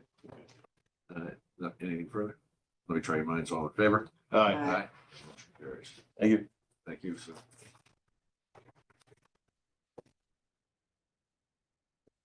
Item 10, Police Chief Chris Massey, on Zoom. Chief, good morning. Morning. Can you hear me? We've got you. Okay. Turn you up a little bit. It looked a little laggy for a second there. I got nervous. So for the first item, this was the disposition of the firearms that we were retiring out from service. After much consideration and our conversation at the last Board of Selectmen meeting, my recommendation at this time is that we're going to put them forth for destruction if that's what the Board of Selectmen would like to do. And we'll handle the process for that. I just need approval to do that. Charlie? Yeah, I just want to comment that, I apologize at the last meeting, springing this on you. It just, when I was reading, last meeting's agenda, the issue just sprung up in my mind. So I didn't mean to spring that on you. I completely respect, you bringing forward the plan to sell them originally. And that's what I would have expected in doing your job and everything. So I apologize by springing that on you. And, the more I thought about it, I know, especially in budget time, this is a cost to our taxpayers, but I just think it's an opportunity for us to take, I think it's 40 weapons off the street completely and forever. And, when you do the division of number of citizens, approximately 20,000, $10,000, it's a one-time cost of 50 cents to our citizens. And I think this is a good idea at this point in time. I agree. I hope it didn't act as cutting your budget, Chris. No, ma'am, I will find the room to make it work. So Thank you very much for going back over that and to the police commission as well. And I'm glad you brought that up because I would certainly support, restoring your budget, to cover if this became an issue. So. Great. All right. Is there a motion to approve the disposal of the 40 Smith and Wesson sidearms? And just for the record, those will be going, be turned over to the state of Connecticut for the destruction. State police. State of Connecticut for destruction. Okay. And I'm sure if it's state police, is it directly to the state police, Chris? yeah, it goes up to the state police. We fill out paperwork and then deliver the firearms up there. All right. Is there a motion? Charles, a second. I'll second. There you go. Any further comments? Yeah, I mean, it's a principled position. I support it and I understand the process and thanks for raising it, actually. And sorry if it was disruptive to the chief, but I think we got to a good spot. I'd agree. Thanks for the bringing it to our awareness, Charlie. I also appreciate it. Let me try your minds. All in favor? Aye. Aye. That motion carries. All right, chief. What else we got? Item 10.2, discuss and take possible action on the purchase of 6 tablets and their corresponding components for new police vehicles. Chief? Okay, so this is part of the routine upfit for our patrol vehicles. As you know, this year we had to maneuver a little bit with the challenges with procuring patrol vehicles. So our request is more than what it would normally be since we're actually upfitting 6 patrol vehicles right now. So this is the cost for purchasing the tablet, the power supply, and the dock associated with having these installed in the vehicles. The total is $23,147.94 through Glacier Computer. The public safety IT coordinator identified them as a sole source. As this package is unique to their company, they offer an extended warranty, which we like when we're putting computers into patrol cars that the computers definitely get beat up in a patrol car with the temperature variations and vibrations and shaking from being in a vehicle 24/7. So the extended warranty is very helpful. If we ever have a component that breaks and needs immediate replacement, the vendor's been very responsive. So that's my request, just seeking approval on that. Funding source on this? Is it out of capital budget or is it out of, is this part of the approval to purchase the 6 vehicles? Was that part of the uplift? This is part of the, That was already approved. yes. Got it.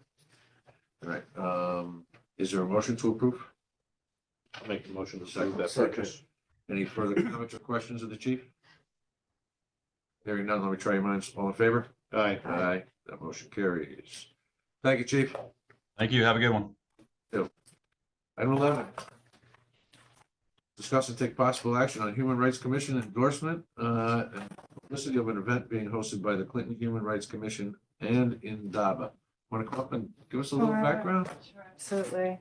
Thank you. Hold on. All right. Catherine Adams is the chair of the Guilford Human Rights Commission. Yes, thank you for introducing me. Sorry. Don't need to give my address. Forget, not everybody has the same frame of reference. No, absolutely. Thank you so much. I appreciate that. Thank you for listening and bringing us to the meeting today. We've submitted a request to endorse an event that's happening in a local town, Clinton. It's not an event that we'd be responsible for in any way financially or in any way. It's just lending our support and basically our name. Letting people know on the shoreline that there are human rights commissions in the vicinity and sort of what we're doing, what we're operating, how we're operating. And this particular piece is to talk about race. So the idea is this is starting that conversation. We've done some other things in our town about other issues. And the idea of participating through endorsement would allow us to then start our conversation here and how would we like to have our programming sort of roll out. And so that we can participate with local towns, but also have our own standing. That's sort of, I guess, where we're coming from. This is one piece. This is not meant to address all of the issues that are race oriented. It's not to say that people in our community who are of different races have experienced these particular actions and these particular circumstances. It's just letting us frame an experience and allowing us to, again, have that experience and the educational process that allows us to see through other people's eyes. Catherine, thank you. And the board recommended this out unanimously? It was not a unanimous vote, actually, but it was majority. What were some of the dissents? Why were there dissents? What were?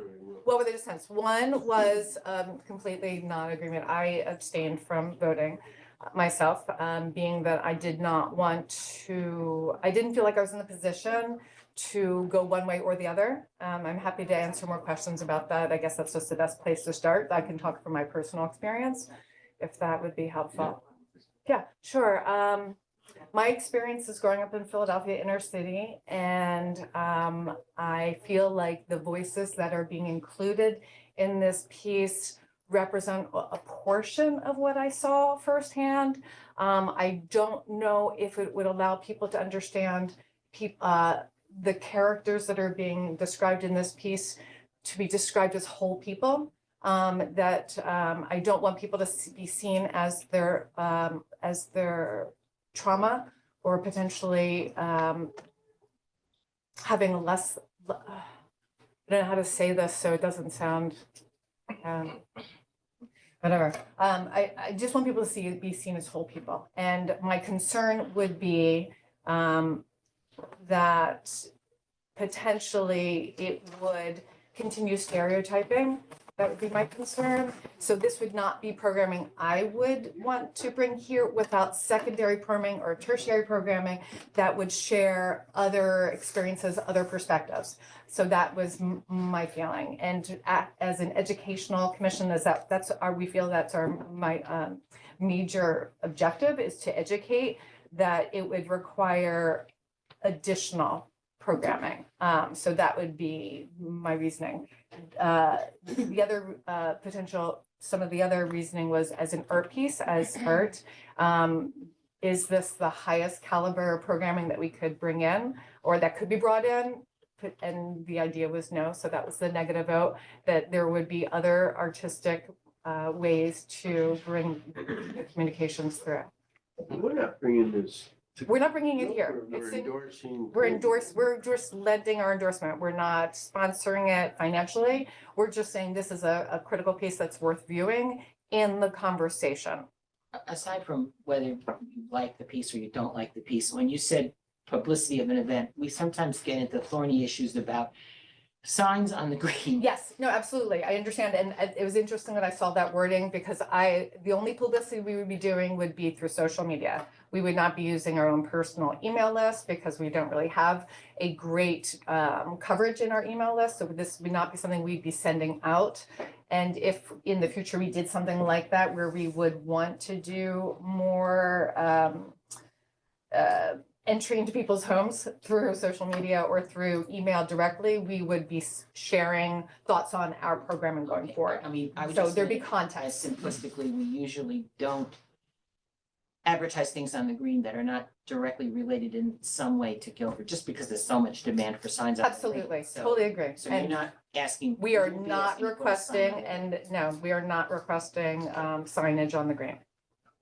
Because that was not something we even discussed, so I'm gonna say absolutely not. And you said the Clinton Human Rights Commission has endorsed this, it's hosted by the Human Rights. It is being hosted at the Memorial Hall.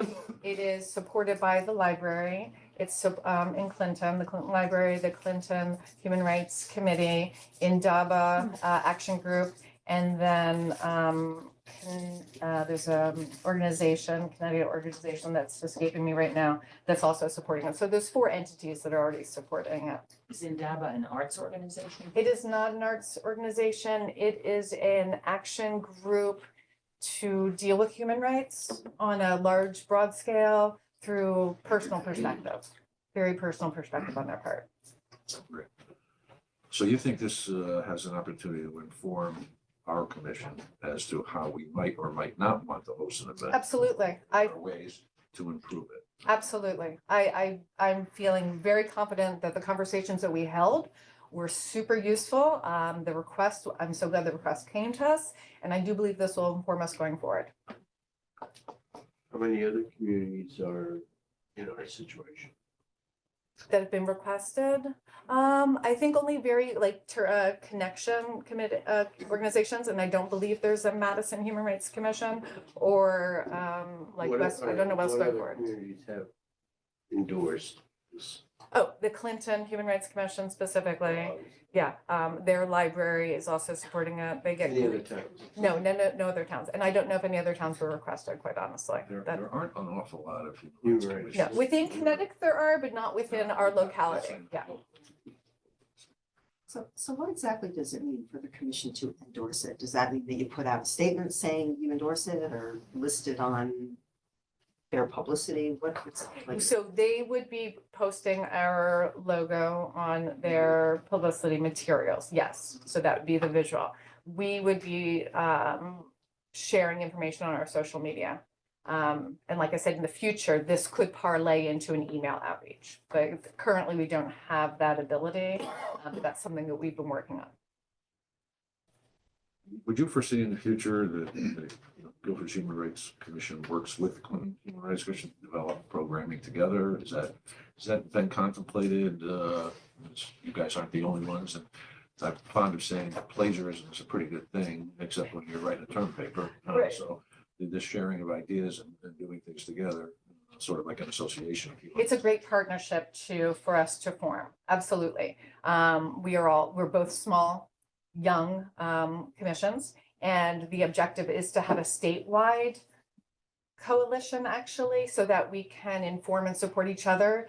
seeing that we're all doing it as volunteers, and that we want to make sure that human rights is a conversation that we're understanding relative to where we live, not relative to, or not limited to worldly human rights issues, but also local. How do we engage? How do we understand? How we interpret human rights as a local person living in a pretty homogeneous community with pretty good resources. So the Human Rights Commission is a commission of the town, which is established by the Board of Selectmen. I Yes, mean, ma'am. all commissions are. Yes, ma'am. So if we approve this, and you brought up some points that it's a good idea, but might not be the best way to get some of these ideas across, and then someone is unhappy about it, then we're now linked to this. Yes. Yeah. And that idea is that we can't foresee all situations ever. And I guess the real question that we came to was like, is it our job to police experiences? And if we're limiting it to only things that are safe and protected, are we limiting our ability to be expansive and to learn? And if the objective is to learn, we have to be able to sit ourselves in people's seats. We have to be able to do that so that we can look from their perspective and understand greater experience. Doesn't mean we have to live it, but we need to So understand you that. abstained and one other person was voted negative, and how many other people were on the? Everyone else was for it. So we're at 8 right now, I think. 7? Just so I understand, you know, along the lines that you're thinking, Sure. it seems to me that you're abstained or semi not in favor because you felt it might not be complete, but you did not, or did you find anything that was inaccurate or incorrect? I did not find anything inaccurate or incorrect. Absolutely not. It was just, So for it's a matter me, of, these are opinions or thoughts or. Of this playground. and this would not be something I would be pursuing to bring into our community Because of its. on its own completeness as a and- standalone project. Absolutely. Yes. But there's nothing specifically in it that is wrong. No, it opens your mind to, and brings lots of questions forward, and it really makes you think deeply. That kind of makes it, you know. Yeah. I can accept that, you know, we may or may not agree or think that it's totally complete. But that. Let me add one other category to Charles' questions. Offensive.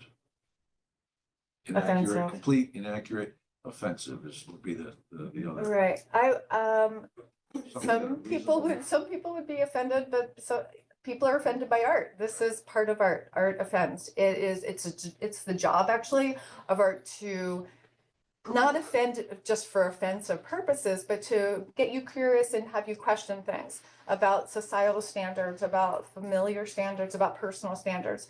And it draws us, a good art piece will draw you to your own values to make sure that you are standing in a place of value that is not exclusive, but inclusive. And I think at the end of the day, what this is this would be a performance for something Yes. that people would opt into going to. Absolutely. No one is going to be forced to participate. No one's forced to go. What are we being asked to do? We have, well, quite honestly, we wrote the ordinance on the Guilford Human Rights Commission to be pretty tight, that taking positions like this needed to reflect the values of the Board of Selectmen and the town at large, and not just the Guilford Human Rights Commission. So this is a check and balance in terms of how I remember when I wrote this in, it Yeah. was just kind of because it was new. But we're not a deciding party. Ultimately is what it comes down to. We want to be really clear that we are not overstepping our bounds. We want to be really Even sure. the education programs that they've put on in the past, they've come to us for approval on. So, and their outreach programs. Yes, So your letter states that your commission didn't have the complete script at the time of the vote. yes. And I know we've been presented with the complete script, and I haven't read it. I don't think I could. I'm not educated enough to be able to read it and visualize it, understand it. I'll be back. But there's sort of an assumption that we've got the script, therefore. Yes. We better know if we're gonna vote. Yeah, I would like a chance to read the script myself. And we did request that. We did request the full script, knowing that it's important to know the depth of what you're supporting, but also to understand it. But more so, I guess I want to highlight is the talkback session. To me, was the most valuable part I watched the complete video and I read the entire script. But for me, what was most important, because I felt that was shallow, meaning superficial, not shallow, but superficial, a very slim slice of something. But the talkback session really allowed us to see the depth of the experience of the audience was able to engage with themselves and with professionals who were guiding that experience. So that to me felt very valuable. When is the performance going to take place? It's April 13th at 7 p.m. at the Memorial Hall in Clinton. Meeting. Would you, what's the feeling? Sure. People If we prefer have to read time, I would love to have, yes, put it forward to the next meeting if there's enough time. Here, another thought is instead of us voting to endorse it, not endorse it, we could vote sort of confidence in the commission to make your own, Make to our make a decision. decision on it. I mean, that doesn't really seem, it doesn't feel like something that's really appropriate for our board to be endorsing or not endorsing the specific content of it. And I don't, again, personally, I don't feel like I'm in a position to be able to make that call. So, but I'm confident with the board. I would feel better if everybody had actually read the script before. Me too, quite honestly. Yeah. The script. I didn't read the entire thing, but I read a few pages and it is hard to visualize, you know. I mean, I didn't have any particular problem with the few pages that I read, but it's hard for me to visualize what the effects can be. So I agree with Susan that, you know, maybe endorsing or supporting the commission, you know, I don't have a problem with it, but putting our name on something that I haven't experienced. Yeah, so I think maybe an appropriate motion would be to authorize the Guilford Human Rights Commission to lend their name, that name, to Clinton Guilford Human Rights Commission as supporting. Does that work? Oh, yes, and I appreciate the distinction. That was very useful. That's actually all we really wanted. So thank you.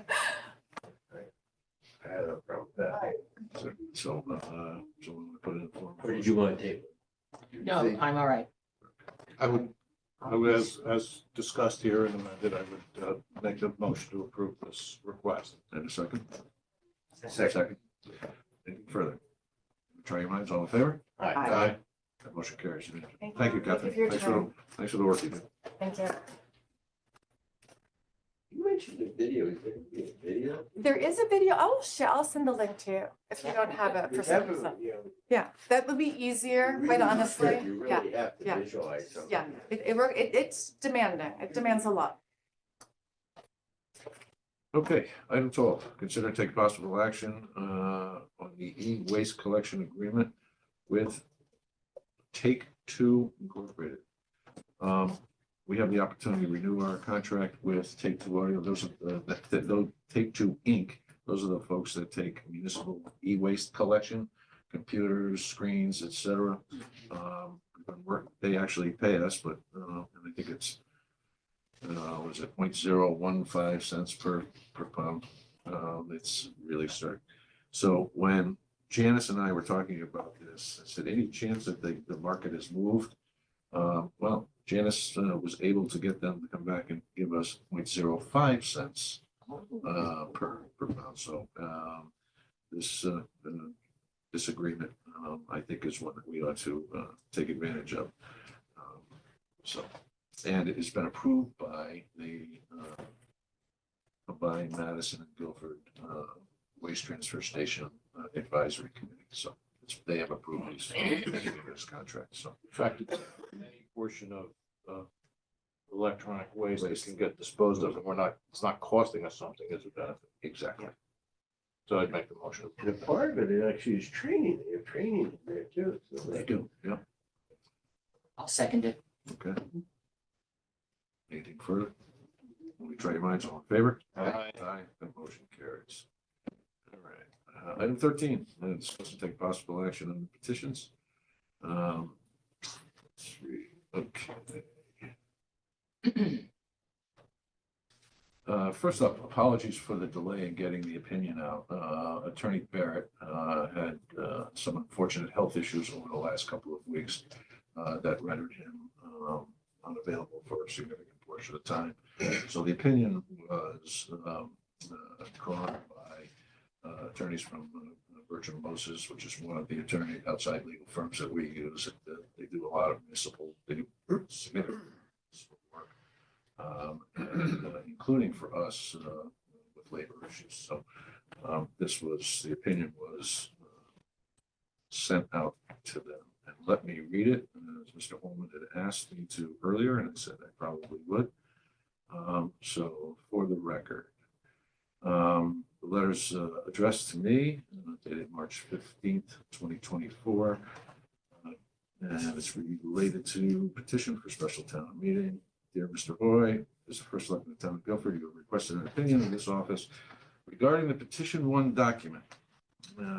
Petition 2 documents collectively, petition 2, and with petition 1, the petition submitted to the town on February 29th, 2024. Petition 1 requests that the Board of Selectmen call an adjourned referendum to hold a vote at the polls on the following binding referendum question as follows. The town of Guilford shall enact an urgency ordinance to prohibit the operation of an addiction methadone and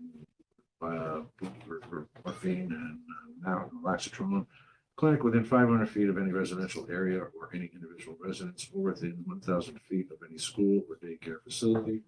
This urgency ordinance will negate the use of 439 Boston Post Road, Guilford, for use as an addiction methadone clinic by the App Foundation as approved by the Guilford Planning and Zoning Commission during their site plan review at their January 3rd, 2024 meeting. Petition 2 requests that the Board of Selectmen call for an adjourned referendum to hold a vote at the polls on the following binding referendum question as follows. The Guilford First Selectman, Matt Hoy, the members of the Guilford Board of Selectmen, the members of the Guilford Planning and Zoning Commission, the Guilford Town Planner, the Guilford Town Council, and all the heads of the Guilford Land Use Departments immediately engage in discussions with the App Foundation to relocate the medical addiction clinic approved for 439 Boston Post Road to a more suitable location in Guilford. Specifically, you must insist that the App Foundation clinic be relocated to an industrial zoned area or to a commercial zone location that would be at least 500 feet from the closest residence or at least 1,000 feet from the closest school or daycare facility. The precedents for asking the App Foundation to relocate its clinic to a more suitable area in Guilford are based upon what transpired in New Haven when the App Foundation purchased property in New Hallville, but relocated its clinic to Longmore, an industrial zoned area, because of public pressure to do so. Similarly, this is what also transpired in North Haven when the App Foundation purchased property on the Clintonville Road, but relocated its addiction clinic to Sackett Point Road, an industrial zone area, again, because of public pressure to do so. In order to address this question, one must review the Guilford Town Charter, the Charter, state law, and other sources for assistance. To begin, and as you are undoubtedly aware, the town has no inherent power except those expressly granted to it by the state. City Council v. Hall, 180 Connecticut 243, 248, and 1980. Under the Home Rule Act, municipalities have the power to adopt a charter. Caulfield versus Noble, 178 Connecticut 81, 86, 420, A 2D 1160 from 1979. The Charter of a Municipality acts as an enabling act, both creating power and prescribing the form in which it is exercised. Fennel versus City of Hartford, 238 Connecticut 809, 1996. In short, the town charter is the organic law of the municipality. Wyndham Taxpayers Association v. Board of Selectmen, 234 Connecticut 513, 1995. It is well established that a town's charter is the fountainhead of municipal powers. State ex rel. Razlavsky versus Von Vaudier, 167 Connecticut 357, 362, 355, A2B, 275 from 1974. Under the Guilford Charter, there is no absolute right to petition the Board of Selectmen for a town meeting, an adjourned referendum, and vote at the polls on a binding referendum question. As set forth in section 7.1A of the Charter, the town meeting shall have the powers conferred upon it by this Charter. The town meeting acts as a legislative body of the town. Such legislative authority is strictly limited to the powers expressly provided by the charter. These legislative powers specifically include the following: special appropriations or transfers of unexpended balances, which is 7.4, authorization of issuance of bonds and notes, 7.5, repeal or amend ordinances in certain circumstances, 7.6, approve purchase, sale, or disposition of real estate, section 7.7, and acquisition of property by eminent domain, section 7.8. These are the only circumstances where a meeting must be convened, and these are the only items that can be considered at a town meeting. Further, a vote at the polls is only provided in the charter in connection with the passage of the annual budget. See Charter Section 7.3. There is no duty to convene a town meeting unless the object of the petition is lawful and proper.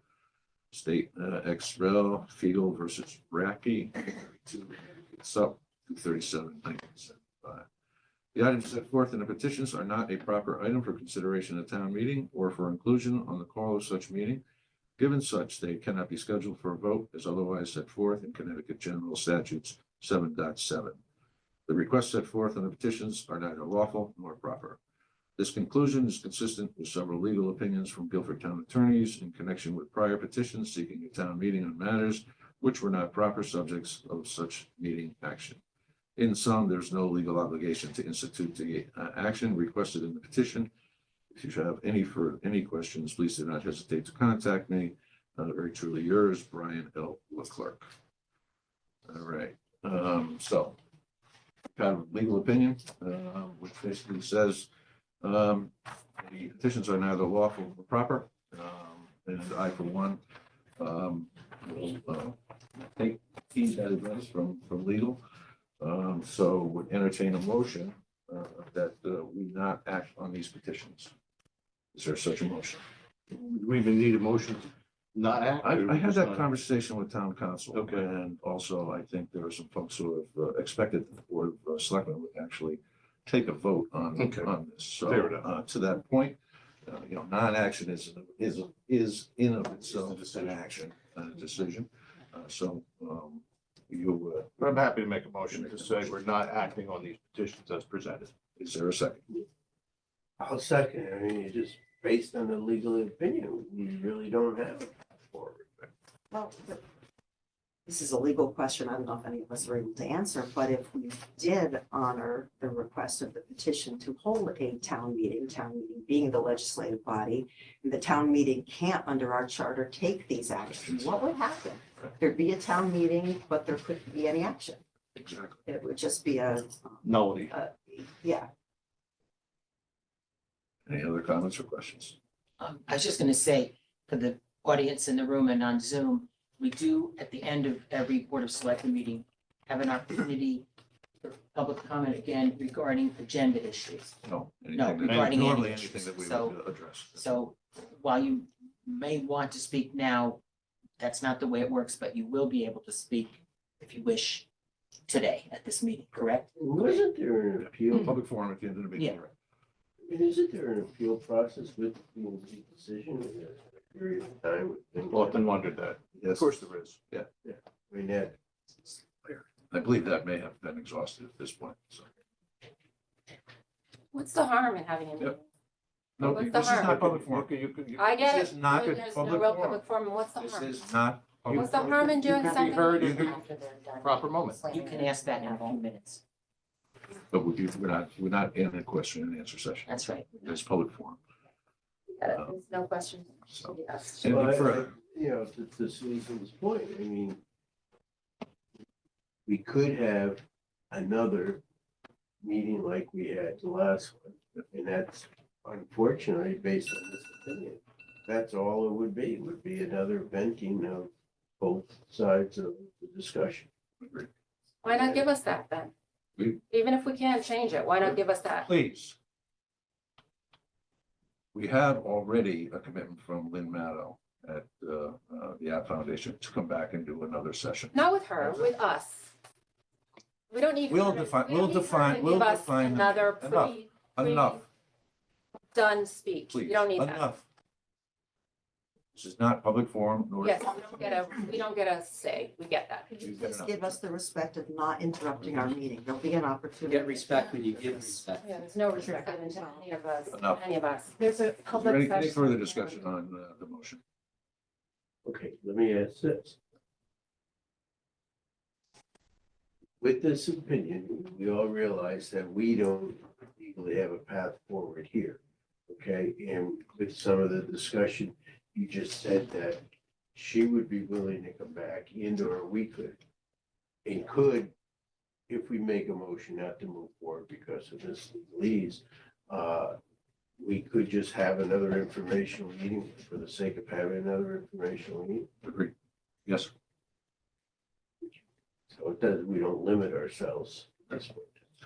And I'd be happy to make that inquiry of Lynn Madden at the conclusion of this Well, meeting. whether it be, we'll listen to everybody. I'm sure people are gonna speak a little bit further and everything. It's just, I just want to make sure that, by us accepting this legal opinion, that we're not limiting ourselves from going forward. No, not at all. Thank you. Not at all. I would be happy to see another public meeting because I was absent at the first one. And I was very sorry to be absent at it. So if another public meeting would possibly help us feel more comfortable about this, however your personal feelings are, I'm okay with it, with the understanding that we're going forward with this opinion right now. Yeah, I mean, we're legally bound to a certain extent, but that doesn't mean that we can't, have further discussion and. Pressure them like other towns have. Not come. Did you make a motion? I did. Could you repeat it? I'm sorry. I said I made a motion to take no action on the submitted petitions in accordance with the legal opinion we've received. And seconded. I think I said it. Yeah, you did second. Anything further? Let me try your minds. All in favor? Aye. That motion carries. Thank you. All right, item 14, discuss and take possible action on noise variance application.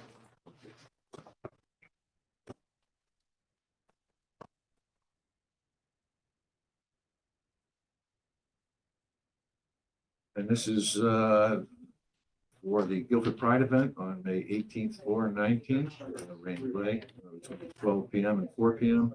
Estimated attendance is 1,000 people on the Guilford Green. And has been approved by the deputy police chief. So is there a motion to approve? So moved. Second.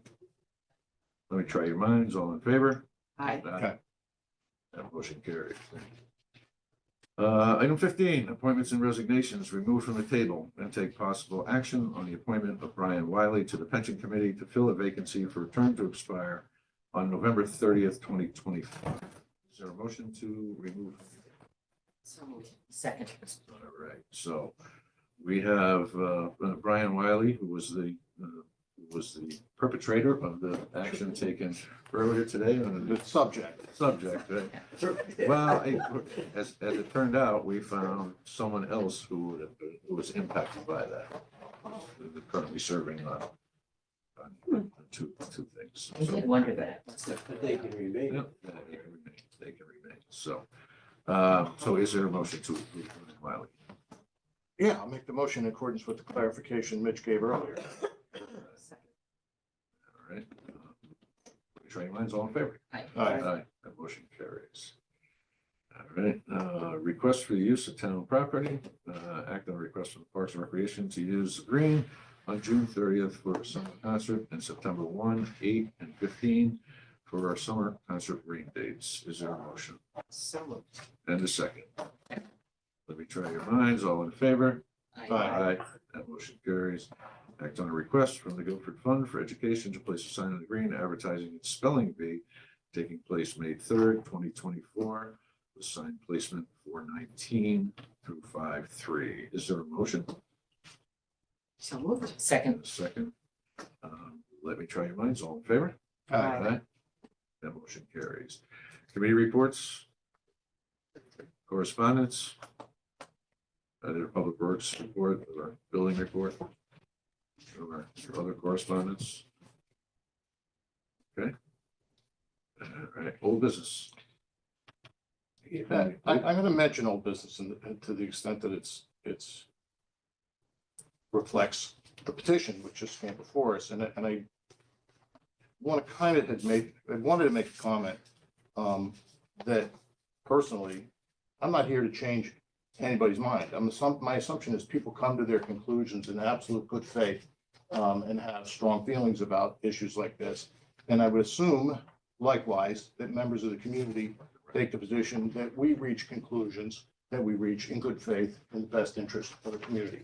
Otherwise, the entire process will instantly break down if and to the extent that people assume that things are happening in secrecy, which is just wrong, or that this process proceeded in a way outside of the normal zoning provisions is just wrong.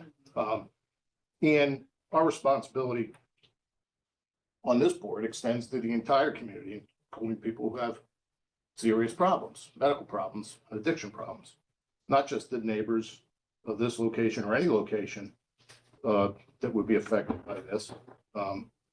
Friends, neighbors of people who have these problems are affected, and they're everywhere. And I guess the other sort of built-in assumption that I have heard behind every one of the emails, and there have been many in the comments, and there have been many, and these are genuine and heartfelt, but is an absolute assumption that somehow someone dealing with an addiction therapy is somehow more dangerous than someone who's in the community not receiving therapy, or someone in the community who decides to take advantage of other intoxicants, alcohol being the principal one. So we're trying to balance things. There's the idea that there's a completely 100% answer on one side and a 0% on the other side always disturbs me. And I think that's almost certainly never the case.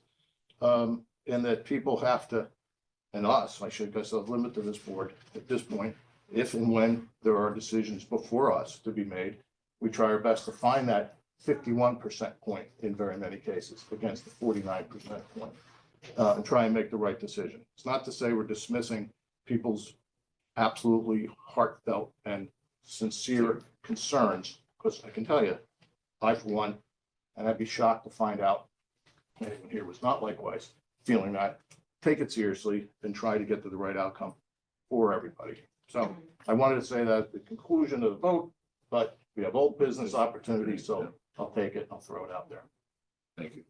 Anybody else under old business? Well, as long as we're talking about it, I agree with everything you said. And however, part of this discussion that is not about us all having our own opinions and our own experiences is that there is a very prescribed legal process that has to be followed here, and we have. And there's so much misunderstanding about that, and frankly, I feel some of that's spread intentionally. And we're kind of in the position, all these emails I receive, and I apologize, I'd love to respond to each and every one, and it's not possible.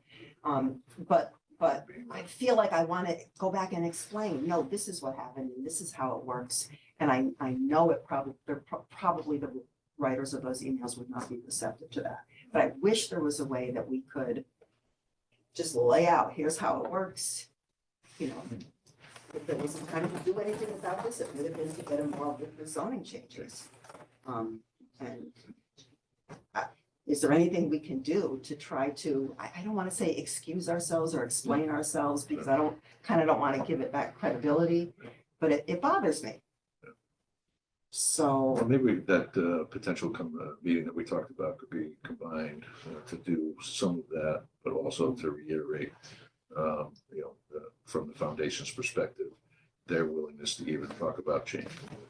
I think that question is asked and answered at least a couple of times at the last meeting when Lynn Madden was asked, would you consider moving?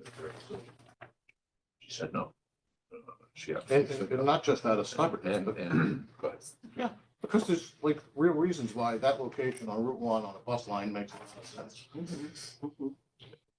I kind of understand what you're saying about the whole education process of government and civics, and it was frustrating, because believe me, we all read every email more than once, so we did read them. I don't want you to think because you didn't get personal, individualized responses from us that we just said, this is Matt's problem. It's a problem and concern, and we know that, so, and maybe some of the processes seem alien and dismissive. Honestly, there's been a lot of time and thought and money spent on this already, not, it's the way it's supposed to be. And I don't know that everybody on this board wants a second open meeting, but again, I stand for a second open meeting if that's might help. Yeah, as someone that's been through a number of controversies over the years. I mean, I understand Susan's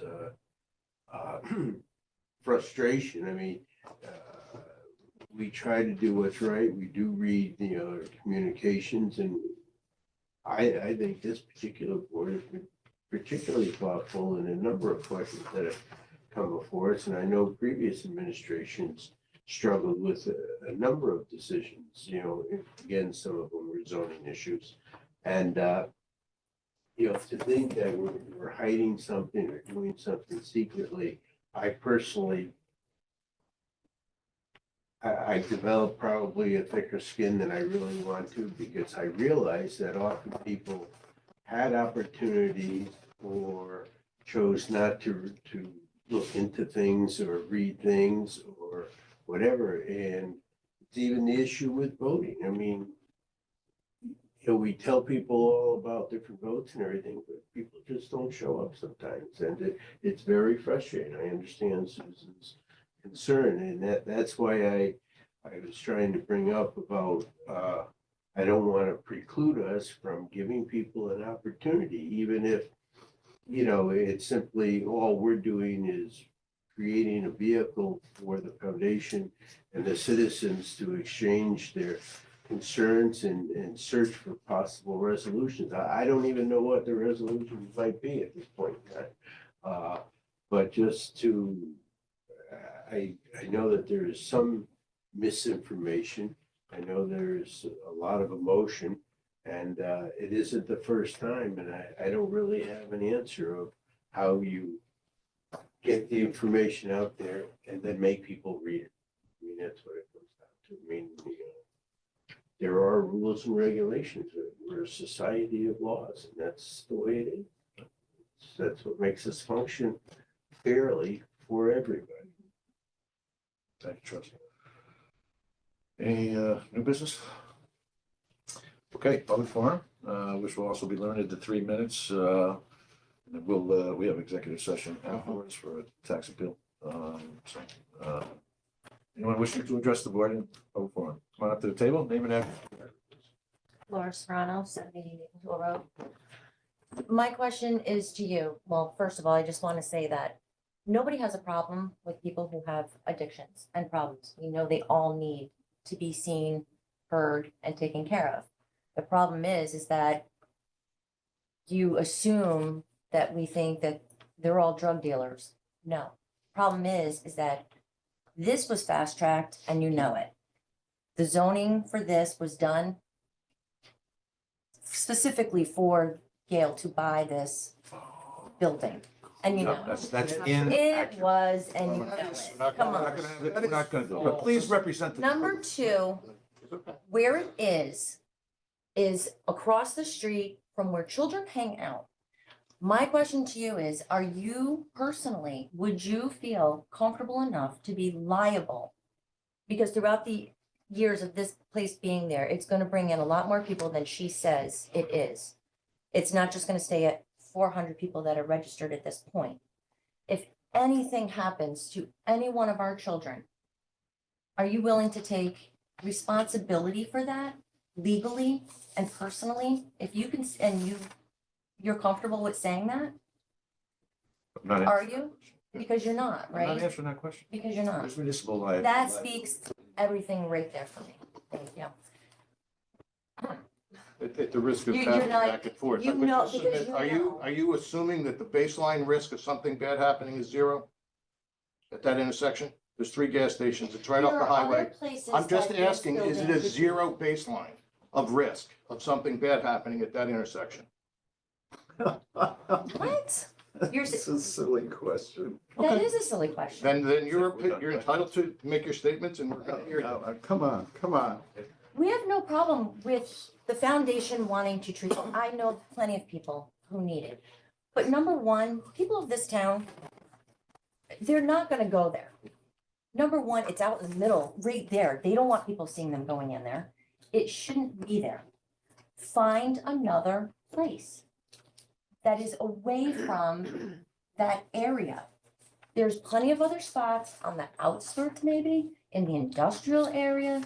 I mean, for safety reasons and for our town, that we all love, it's going to be a shit show over there.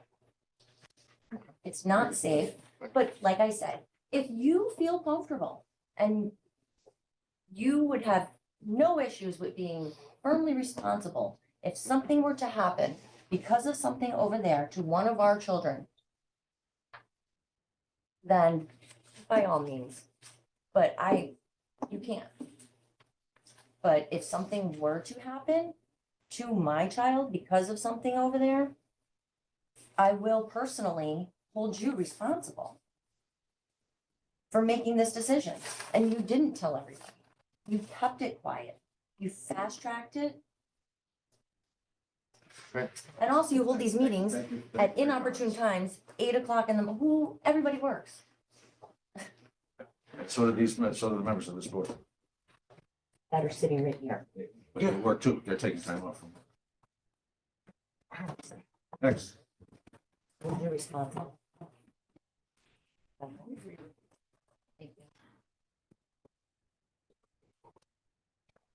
I have to introduce myself again? I don't think so, Dave. All right. Your arrogance is stunning, stunning. You had 2 petitions given to you, signed by 450 people, and 1,000 other people would have signed that petition if given the opportunity. Let me tell you, I'm going to read from the legal. I did an FOI request for a legal opinion, this legal opinion that you referenced this time, but the language was similar to the first one. So I'm just going to read from the first legal opinion. There is no general right to petition for a town meeting, nor any general obligation for the BOS to call one once petitioned. Its legislative authority to act is limited only to the specific authority set out in the charter. That's wrong. It's an incorrect legal opinion. What the 7-1 of the town charter says, special town meetings shall be called by the Board of Selectmen in the manner provided by the general statutes whenever they deem it necessary, and shall be called by them on application of not less than 50 persons qualified to vote in a town meeting. Any reason you deem necessary. It doesn't have to be spelled out, but even that is incorrect, because if Section 7-6 of the town charter says action on ordinances. Town meetings shall have the power to repeal or amend ordinances in accordance with the procedures set forth in Section 3-4. This legal opinion says to repeal or amend ordinances if called within 30 days. There's no language in this charter that says within 30 days. This legal opinion is wrong, all right? You should respect the people of Guilford and put these questions out to referendum, like it says. I gave you all this information. There is an OLR report 2003-R-0104. It says whether it's in the town charter or whether it's not in the town charter, if you get 200 people to sign a petition asking for an adjourned referendum petition, then the Board of Selectmen should put it out for referendum. You're not doing that. You have no respect for the people of Guilford, none whatsoever. Come on up.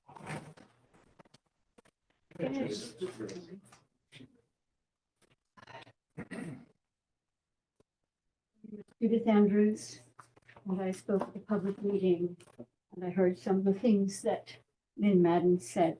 The young woman who spoke before me pointed out something that I will point out. That we have no objection to the addicts. We think they are probably victims of the medical system. They have been unintentionally addicted. We are not against the addicts. We are against the devastation that inevitably follows one of these clinics into a neighborhood. It does not belong in a neighborhood. There's something very strange about what's going on here. This clinic is for 55 addicts in Guilford, maybe 80 in Brentford, local people. Now we hear there are 400 people. Where are they coming from? Well, they're coming from New Haven to New London. That's a span of 11 towns. 11 towns. You know what number Guilford is? Number 4. It's not in the middle. Clinton is in the middle. That's number 6. Westbrook is almost in the middle. Number 7. There are sites in Westbrook attached to medical facilities that would be appropriate for this clinic.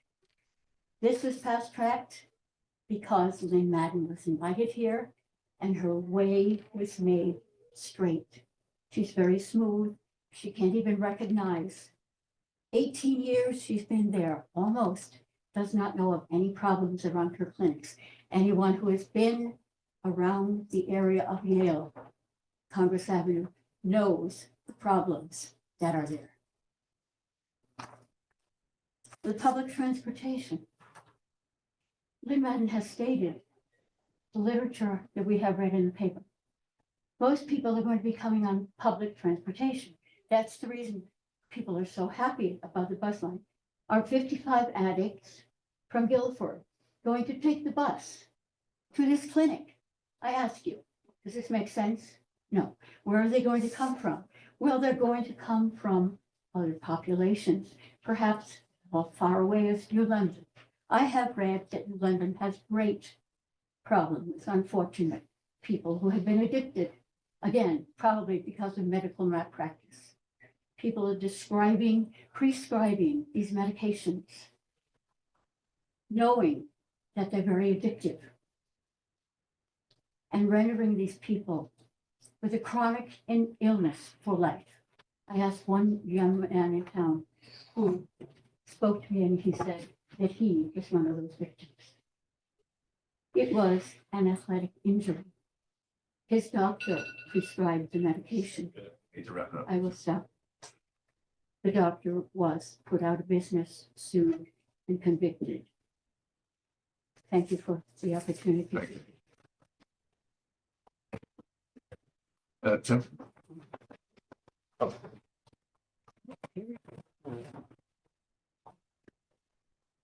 be the minority voice in the crowd here, but I want to say thank you all for making the decision. And I think it's really important here that people understand that there are processes in place. They've been here for a long time. And you don't get to say that because it didn't go my way, the process is rigged.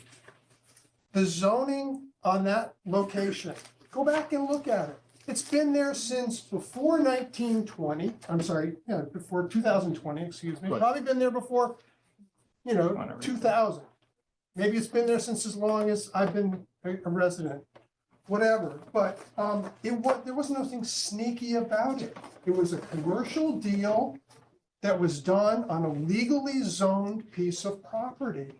And I understand people's concerns, but it's done.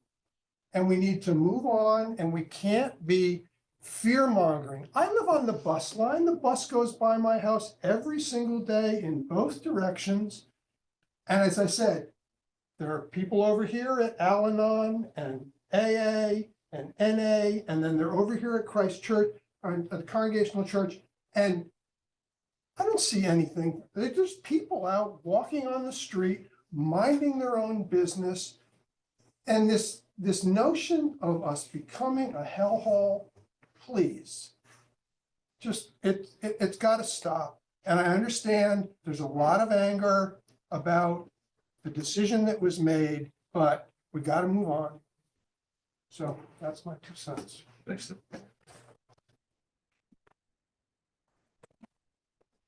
Kendall.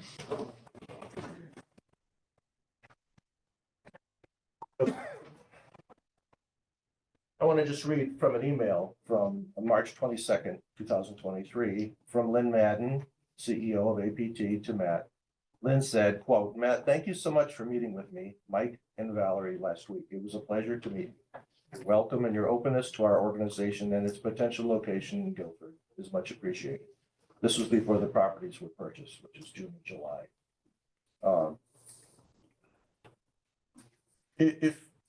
I think if common sense had prevailed, the first selectman and anyone else involved would have gotten involved with other selectmen across the shoreline to find a proper location between New Haven and New London, something equidistant, as Judith Andrews mentioned, would be somewhere around Westbrook, Old Saybrook, somewhere in that area, halfway between. Actually, probably New London needs one more than we do. That would have made sense. The other issue is the fact that we're the 55, let's say 55 addicts in Guilford who are one of the justifications for this are presently getting treatment. It's probably a little less convenient for them to get treatment, but they're getting treatment now. So in other words, to make it even more convenient for those 55 to get treatment in the town where they live, we are now changing the complexion of a town for 22,000 people that live here and changing the quality of life. So that's the balance. It's not that those 55 won't get treatment. They're going to continue to get treatment. There are also industrial locations that haven't been investigated.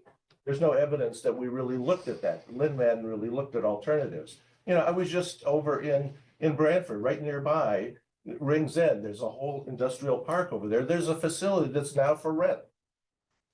So those types of things should have been investigated, although ideally it probably should be put somewhere further east so that it's equidistant. But long-term, maybe New London's going to have a facility. But all this would be solved if we got into negotiations with Lynn Madden and said, you know, the pushback from this community has been so great, we really need to talk about moving it. And then have the town buy the facility, hold it in at their books, and then sell it at a later time. And give them their money back, so there's not an issue financially. Okay, so I think what you need to do is to negotiate with Lynn Madden and say that this opposition is not going to stop for very valid reasons and concerns for this community, and the fact that no studies, impact studies, were done. No real estate evaluations were done regarding declining property values, police, public safety, environment, and all the others. And so I hope you'll consider that. Thank you. Anyone else?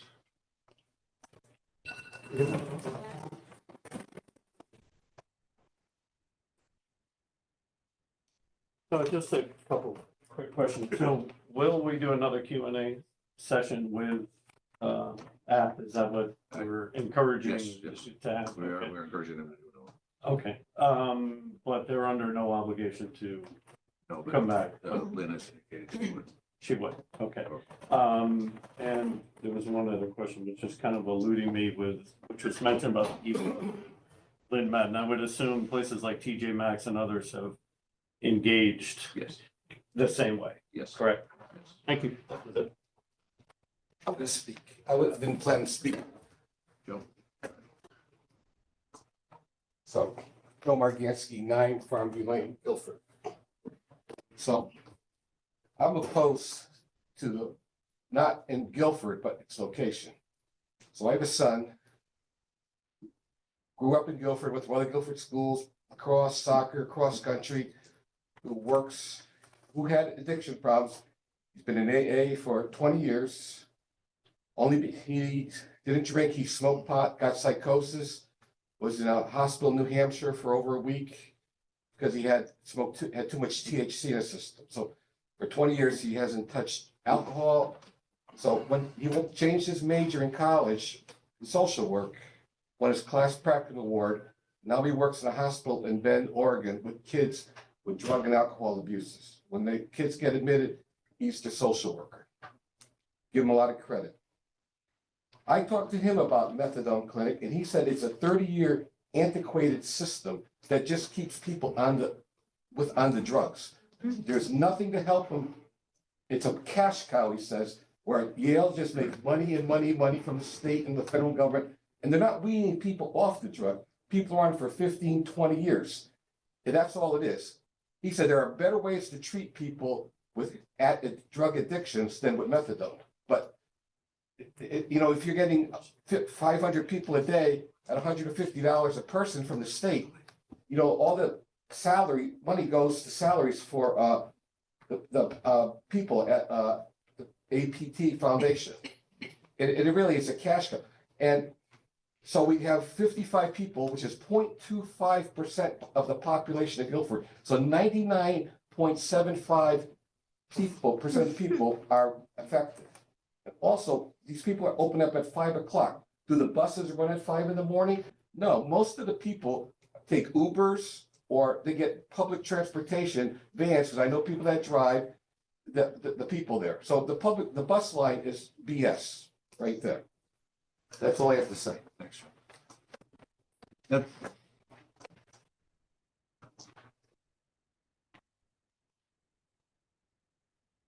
Debbie Demusis, 18 Sugarloaf Road.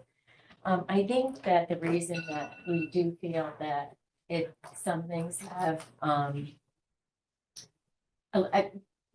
know that in the political arena, it is, your consequences are who you vote for.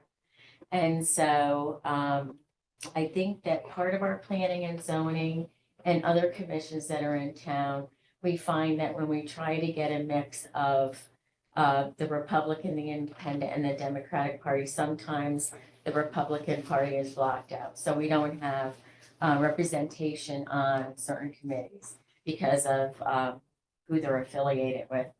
I think I caught that Matt said something like we're past the appeal portion. So I wonder if there was a time when the citizens of the town or P&Z or the board could have appealed this decision. So I think that we're very concerned and critical because we're wondering if there were ways that this could have been avoided from the beginning. I also realized that Matt and the selectmen from North Haven are very good friends. And, I'm sure the other selectmen from other towns talk a lot about their communities. They learn from each other. They become educated by each other. I also believe that the connection between the APT Foundation and Guilford has happened through the selectmen or whatever he is in North Haven and Matt. And I believe that they did get sort of the red carpet treatment and welcoming into Guilford when maybe I feel that the citizens of our towns maybe a survey should have been done or something. I do understand we are a capitalist society, people can buy property, but I do feel if they didn't feel as welcomed as they are feeling, that they may not have come here. So that's that. Other than that, I really came to talk about cannabis and bringing cannabis to town.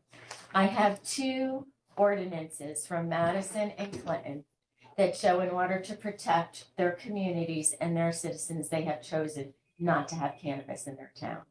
I'm going to send you copies of these because I feel these towns did their due diligence in thinking about it and thinking about the health and the welfare of their young people in town.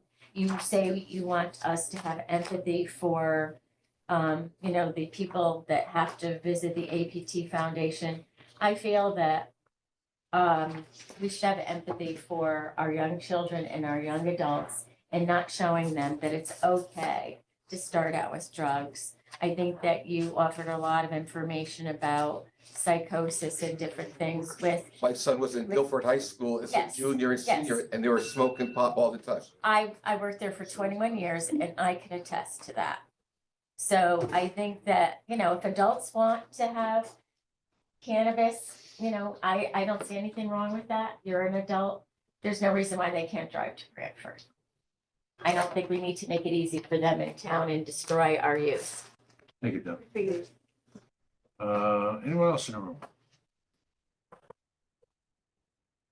Only one question, I I'm don't back up. expect you to answer it, but I can't believe that the five of you in your heart, when you first heard this from Lynn Madden or whoever, that this was a good thing for Guilford.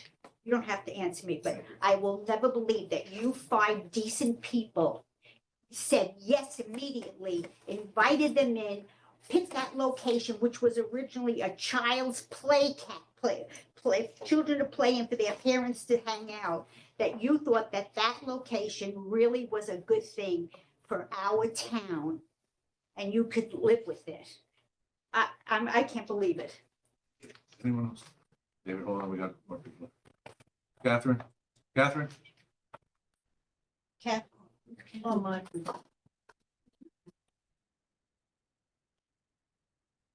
Still muted?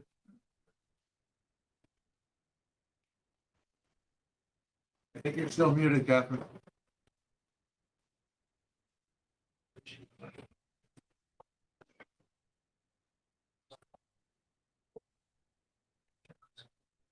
Catherine? Can't hear you.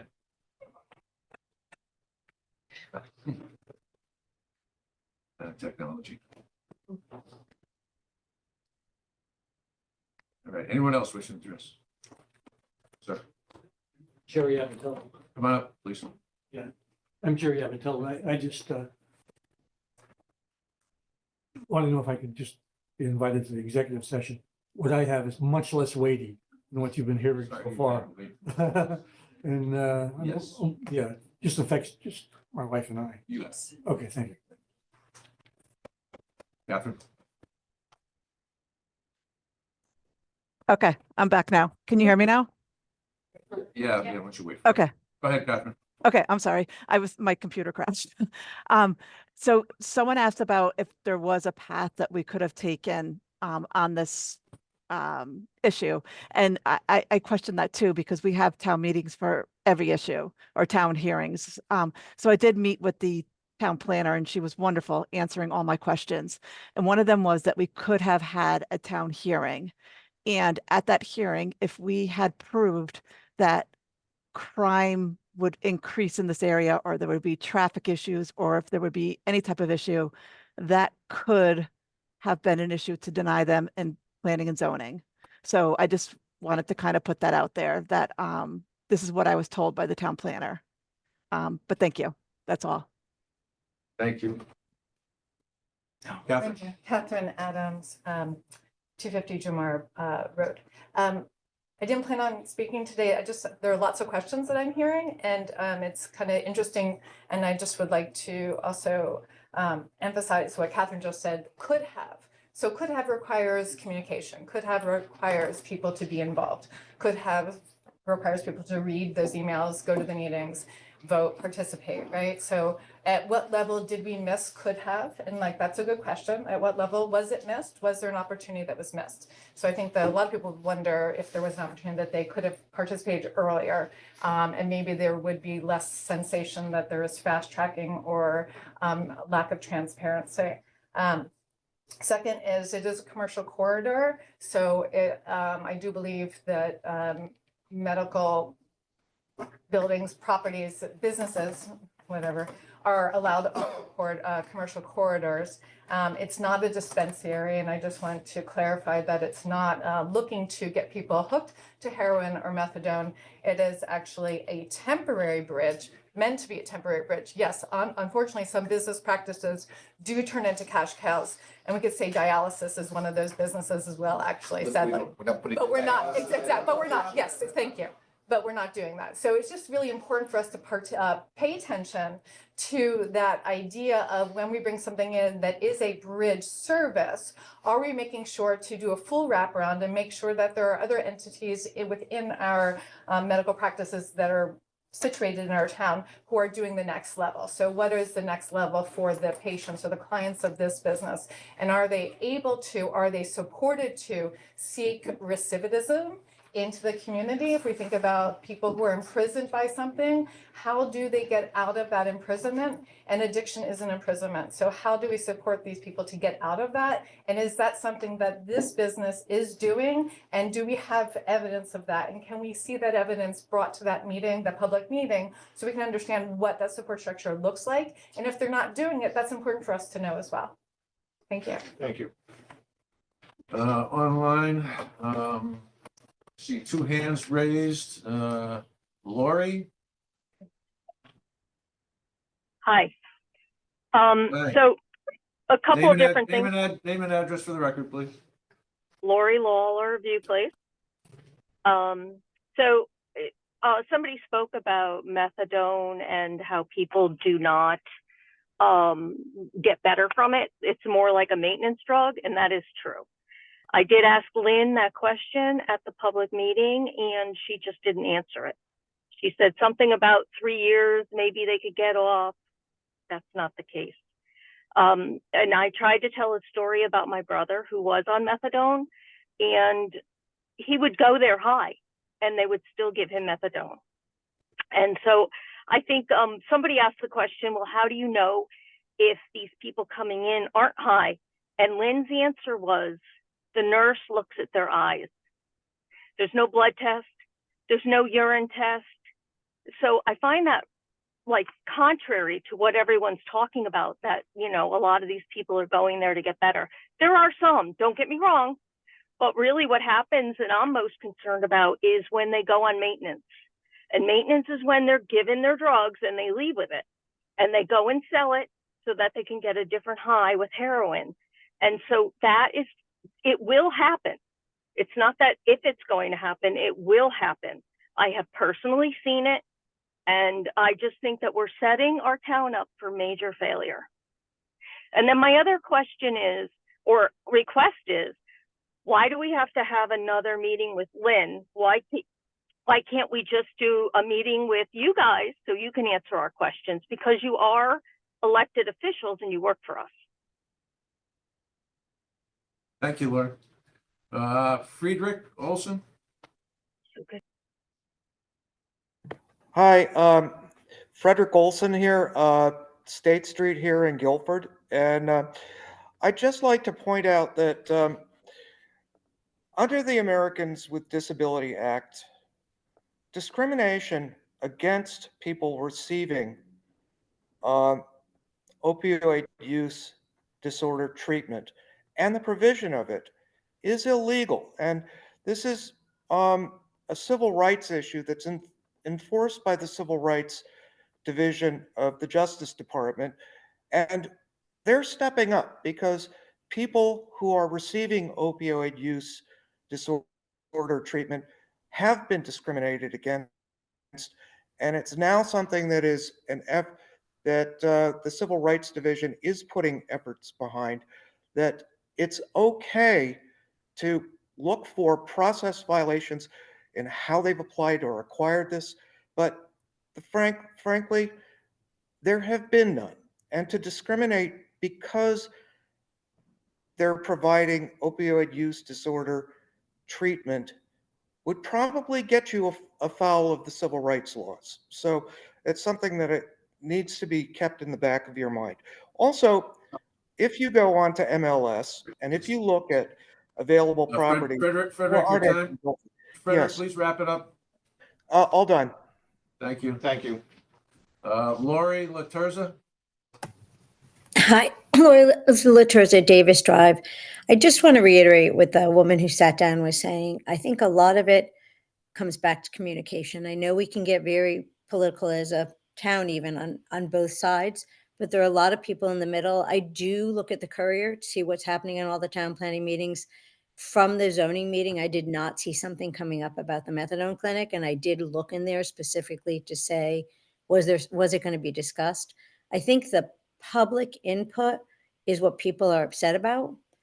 The questions being able to be asked, somebody had said about APT, about what it will require on the Guilford Police, the Guilford Fire Department. I think you see a lot of what comes out as anger sometimes, but a lot of people who I couldn't show up at the other meetings because I travel for work. This is far away, is the ability for the town people to come and ask questions about something that may have already been decided, but feel like it was decided without those questions. So I do understand there are legal pieces. I think it comes down to, as a town, the piece that's upset is that this is going in and there's a lot of unanswered questions that could be perfectly fine, but understanding what that means to our safety, to our resources, to our people, to the traffic is what becomes critical. And I would honor if the board would consider thinking about those things. I think that's why it went to referendum, is people wanted to speak, and people still want to speak, to be heard, to then have a decision made on, is this the right place or not?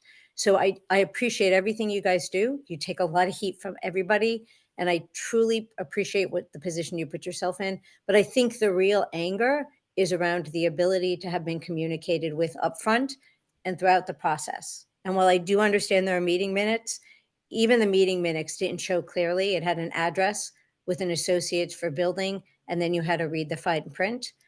It's not something that the average citizen does on a day-to-day basis. So I appreciate it, but I think the forefront of putting that information out in a more proactive way might have been helpful. And if we could do that going forward, that would be helpful. Thank you, Thank Lori. Anyone else, online? Anyone else? David, you've had your opportunity. Really? Yeah. You were the first one to speak, so. I spoke. I have another comment. If you don't want to recognize me, that's your privilege. Okay. During this meeting and during previous meetings, you and Mr. Harvda and Mr. Federici have said we want to correct misinformation. At the Board of Selectmen meeting on January 2nd, at the Board of Selectmen meeting on February 20th, and at the town meeting we had on February 27th. You all said that you've done everything by the book and that there was absolutely nothing you could do about this. It was a purchase, an as-of-right purchase for medical use. Let me tell you, Mr. Hoey, you invited Lynn Madden and her team to come to your Mr. office. Holman, that's the first mistruth that you said. Oh, maybe not. That is a complete mistruth. I did not invite her here.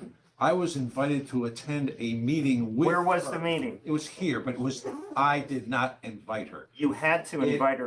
There was an invite for me to meet with Lynn Madden and Mike Frieda and her staff. Why wasn't it at his office then? You had to invite them here. Let's get the baseline. All right? You gonna admit to the baseline? Let's admit to the baseline. Thank you. Continue. Anyway, at that meeting, and Ken read it, she sent you an email, which nobody would have known about. Nobody would have known about that meeting unless they had done a Freedom of Information Act request, okay? That's the only reason we know about this. And at that meeting, she sent you an email thanking you for inviting them in and for your openness for this their facility to come to town. I believe that the decision was made at that meeting. I believe that she knew that according to the zoning ordinances, there would be no opposition and nothing anybody could do. I believe you gave her permission.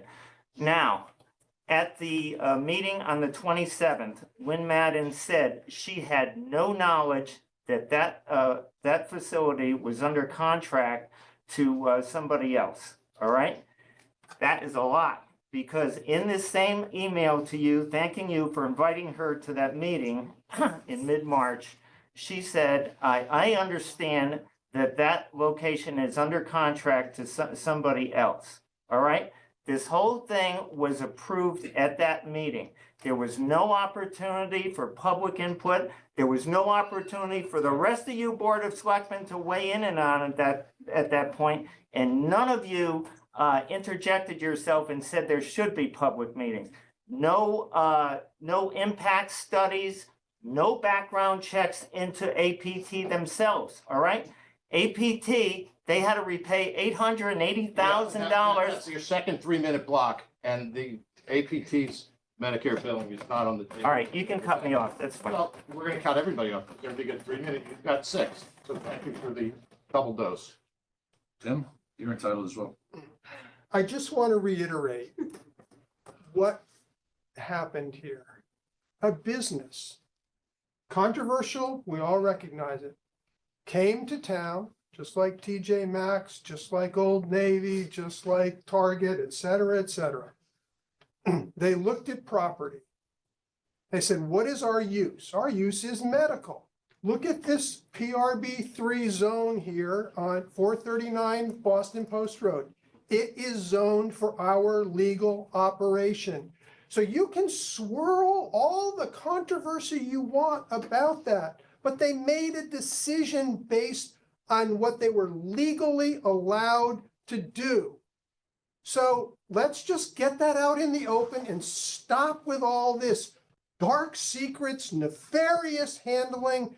This is a business transaction by an entity that is licensed by the state of Connecticut, supervised by the Drug Enforcement Administration. They guys have a lot of handles on them. They did it by the book, and this just, be angry, but stop with the lies and the misinterpretations and the misinformation about what really happened there, please. Sir, you haven't had a chance. Name and address for the record. It's Pete Connell, 16 Riverside Court. We moved to Guilford in 1984 from Simsbury. Both of our kids graduated from Simsbury schools. I've always supported the Guilford school system. I've been a mentor since 1985. I've had 2 mentors through all of this. Well, actually, both of them started in Melissa Jones. One of them has graduated, amazing guy. You know Tony Dinsey, okay? Amazing story. On his way to get his doctorate now. Who would have thought? But the point I'm making, and I appreciate, you know, your approach is very legalistic, not moralistic. I am so disappointed, having been in this town for a long time, and so pleased. We could have gone to another town, but we chose Guilford. Guys, one at a time. Okay, and I think that basically after what everybody has said, I am disappointed in you, Mr. Hoey, because you had an opportunity to take care of the people who elected you, and you really didn't do that, I don't think, my opinion. And with that, I've spent enough time today, and lastly, your audio here is lousy for somebody who has hearing aids. And you're talking about spending millions of dollars. You should do something in this room. I can hear the guys over here on the Zoom better than I could hear you folks. I would petition, please do something in this room so that people can hear what you have to say. Thank you. Good Thank point. you. You should put on your goat farm. Have votes. So, Let's go through this. Yeah. so What I'd like to say quickly is that I know that there's a couple of people in town who are very, excuse me. Guys, one excuse second, we me. really have to just address not address each other directly. There's a couple of people in town who are very controversial. Two of them are in this room. But what I did want to say directly to you is that I don't think it's a spin. If you get records that are FOIA records, and the FOIA records say there was a previous contract on that property. I'm a real estate agent. That property could have been sold to someone else. You don't know, I don't know what was done to break that contract and for APT to buy that business. So it's not a spin, it's in the FOIA. Okay, you were saying it was a spin, that it's a done deal and it's legal. This is good for That's us. it. Okay, so that's the You spin. can call them up and argue offline, Okay. but you're gonna tell us your Okay. experience, which But is helpful. But FOIA, I worked for the FBI, it's Freedom of Information Act, We all and know what anything FOIA is. you're. Well aware of it. You know, I have just one more question. Did they buy lot 415 and lot 417 also? they thought all of it, yes. Do you have any idea what's gonna go there? Well, one thing that's not gonna go there, Lynn Madden said that Unequivocally. unequivocally is a residential facility. So the fear, uncertainty, and doubt that was spread about that becoming a residential facility was unequivocally denied by Lynn Madden at the meeting. They have said that there's a garage that they intend to use for either storage or Their van, their mobile van. a mobile van that would serve other communities in the area. That's what So was it'd be like stated. another What's that? mobile And parking. clinic park. It'd be like a mobile clinic Well, park there that would go out and serve other areas. That's what she said. I mean, and that's a great question that should be requested again. It's a great question. Yeah, I mean, But the thought that. but you can't control what they put there, right? Well, we could control if somebody wanted to put a residential facility, which is a dramatically different use from what's in place. So there are innumerable checks and balances, and. I think Okay, you the guys town are gonna is be very- on top of that. Please. You guys collectively is On yes. top of that, we don't really need another problem. So that would be well if you kept your eye on. Yeah, what's- understood. what's- That's an excellent point. Thank you. Anyone else? Anyone else? Anybody on Going the once? screen? Oh, wait. Can I say something via Catherine? Zoom? Hi. Catherine, you're back Sorry. up. I just wanted to clarify what Tim said, that there was nothing that could be done. And I did explain earlier that we could have had a public hearing and we could have stopped this possibly. Tim, you're shaking your head, but I did No. meet. I'm gonna, unless you want to. Go ahead, Lou. Yeah. Go ahead, Lou. Catherine. Yeah. Yeah, the idea that, think about it, whatever an impact statement means, to the number of people who've thrown that out there, and what that would cost, and who would pay for that, and what information would be gathered. I've read some of these as a result of, in other towns, and they're vague and confusing. And the idea that we would impose a hurdle on a private land purchase, I'm sorry, Mr. Musis is left, that we would impose a hurdle on a private land purchase that's not in the regulations is sort of interesting, to say the least, and directly contrary to the position of almost everyone who's objecting to this particular proposal for this particular lot. The idea that anyone for a second is comparing what happens on Congress Avenue, and this is my point, I'm sorry that I left, of whatever the baseline problems are in a neighborhood. To compare Congress Avenue to this is again breathtaking, okay? Sure, there's problems in Congress Avenue. There have been Congress Avenue problems since the Lee administration, and we decided to ruin the city, okay? There's lots that you can get into, a lot of urban problems and spend a lot of time and energy on how things could and should be different. But they're completely different. The whole point of APT, and they're under enormous pressure from the cities to move some of this treatment to the suburban locations. And this is one step in that process.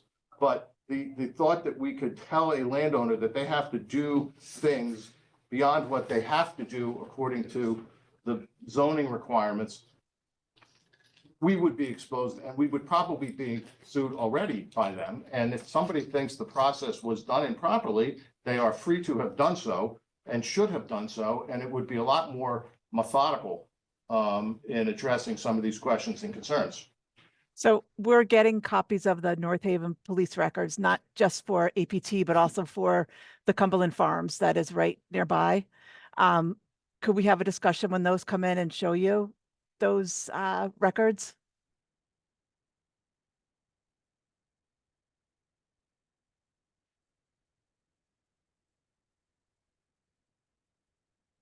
I guess I was cut off. I don't hear anything. We still hear you, Catherine, online. I don't hear the room Okay. anymore. Yeah, but I guess the room shut off.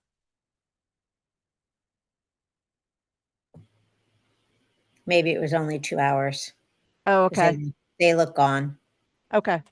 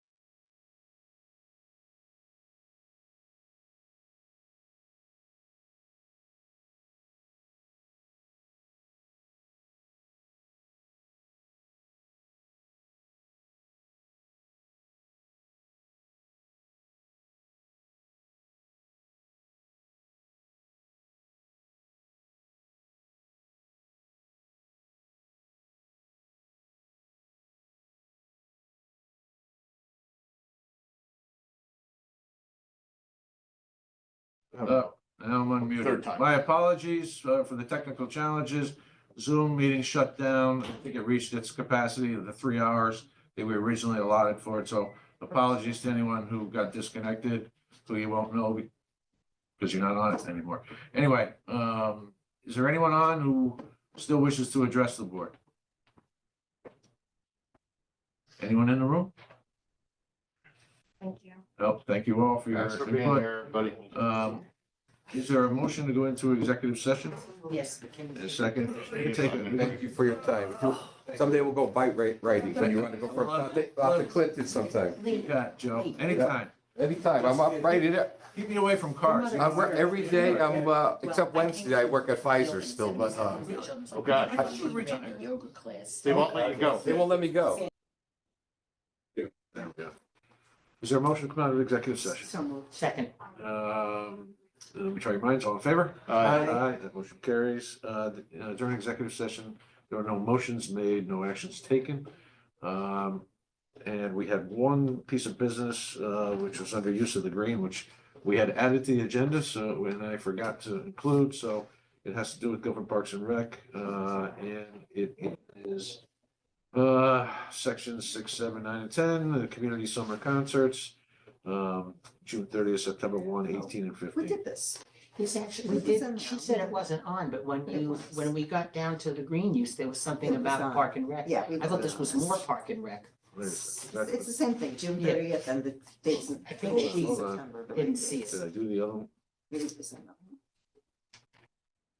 Yes, no, it's, two of the same, so it was already on there and she didn't know Yes. it. Okay, Good. I take it back. She probably Sorry. didn't realize it's in a different part of the agenda, and maybe she thought it would be under her other Oh, requests. maybe that's it, yes.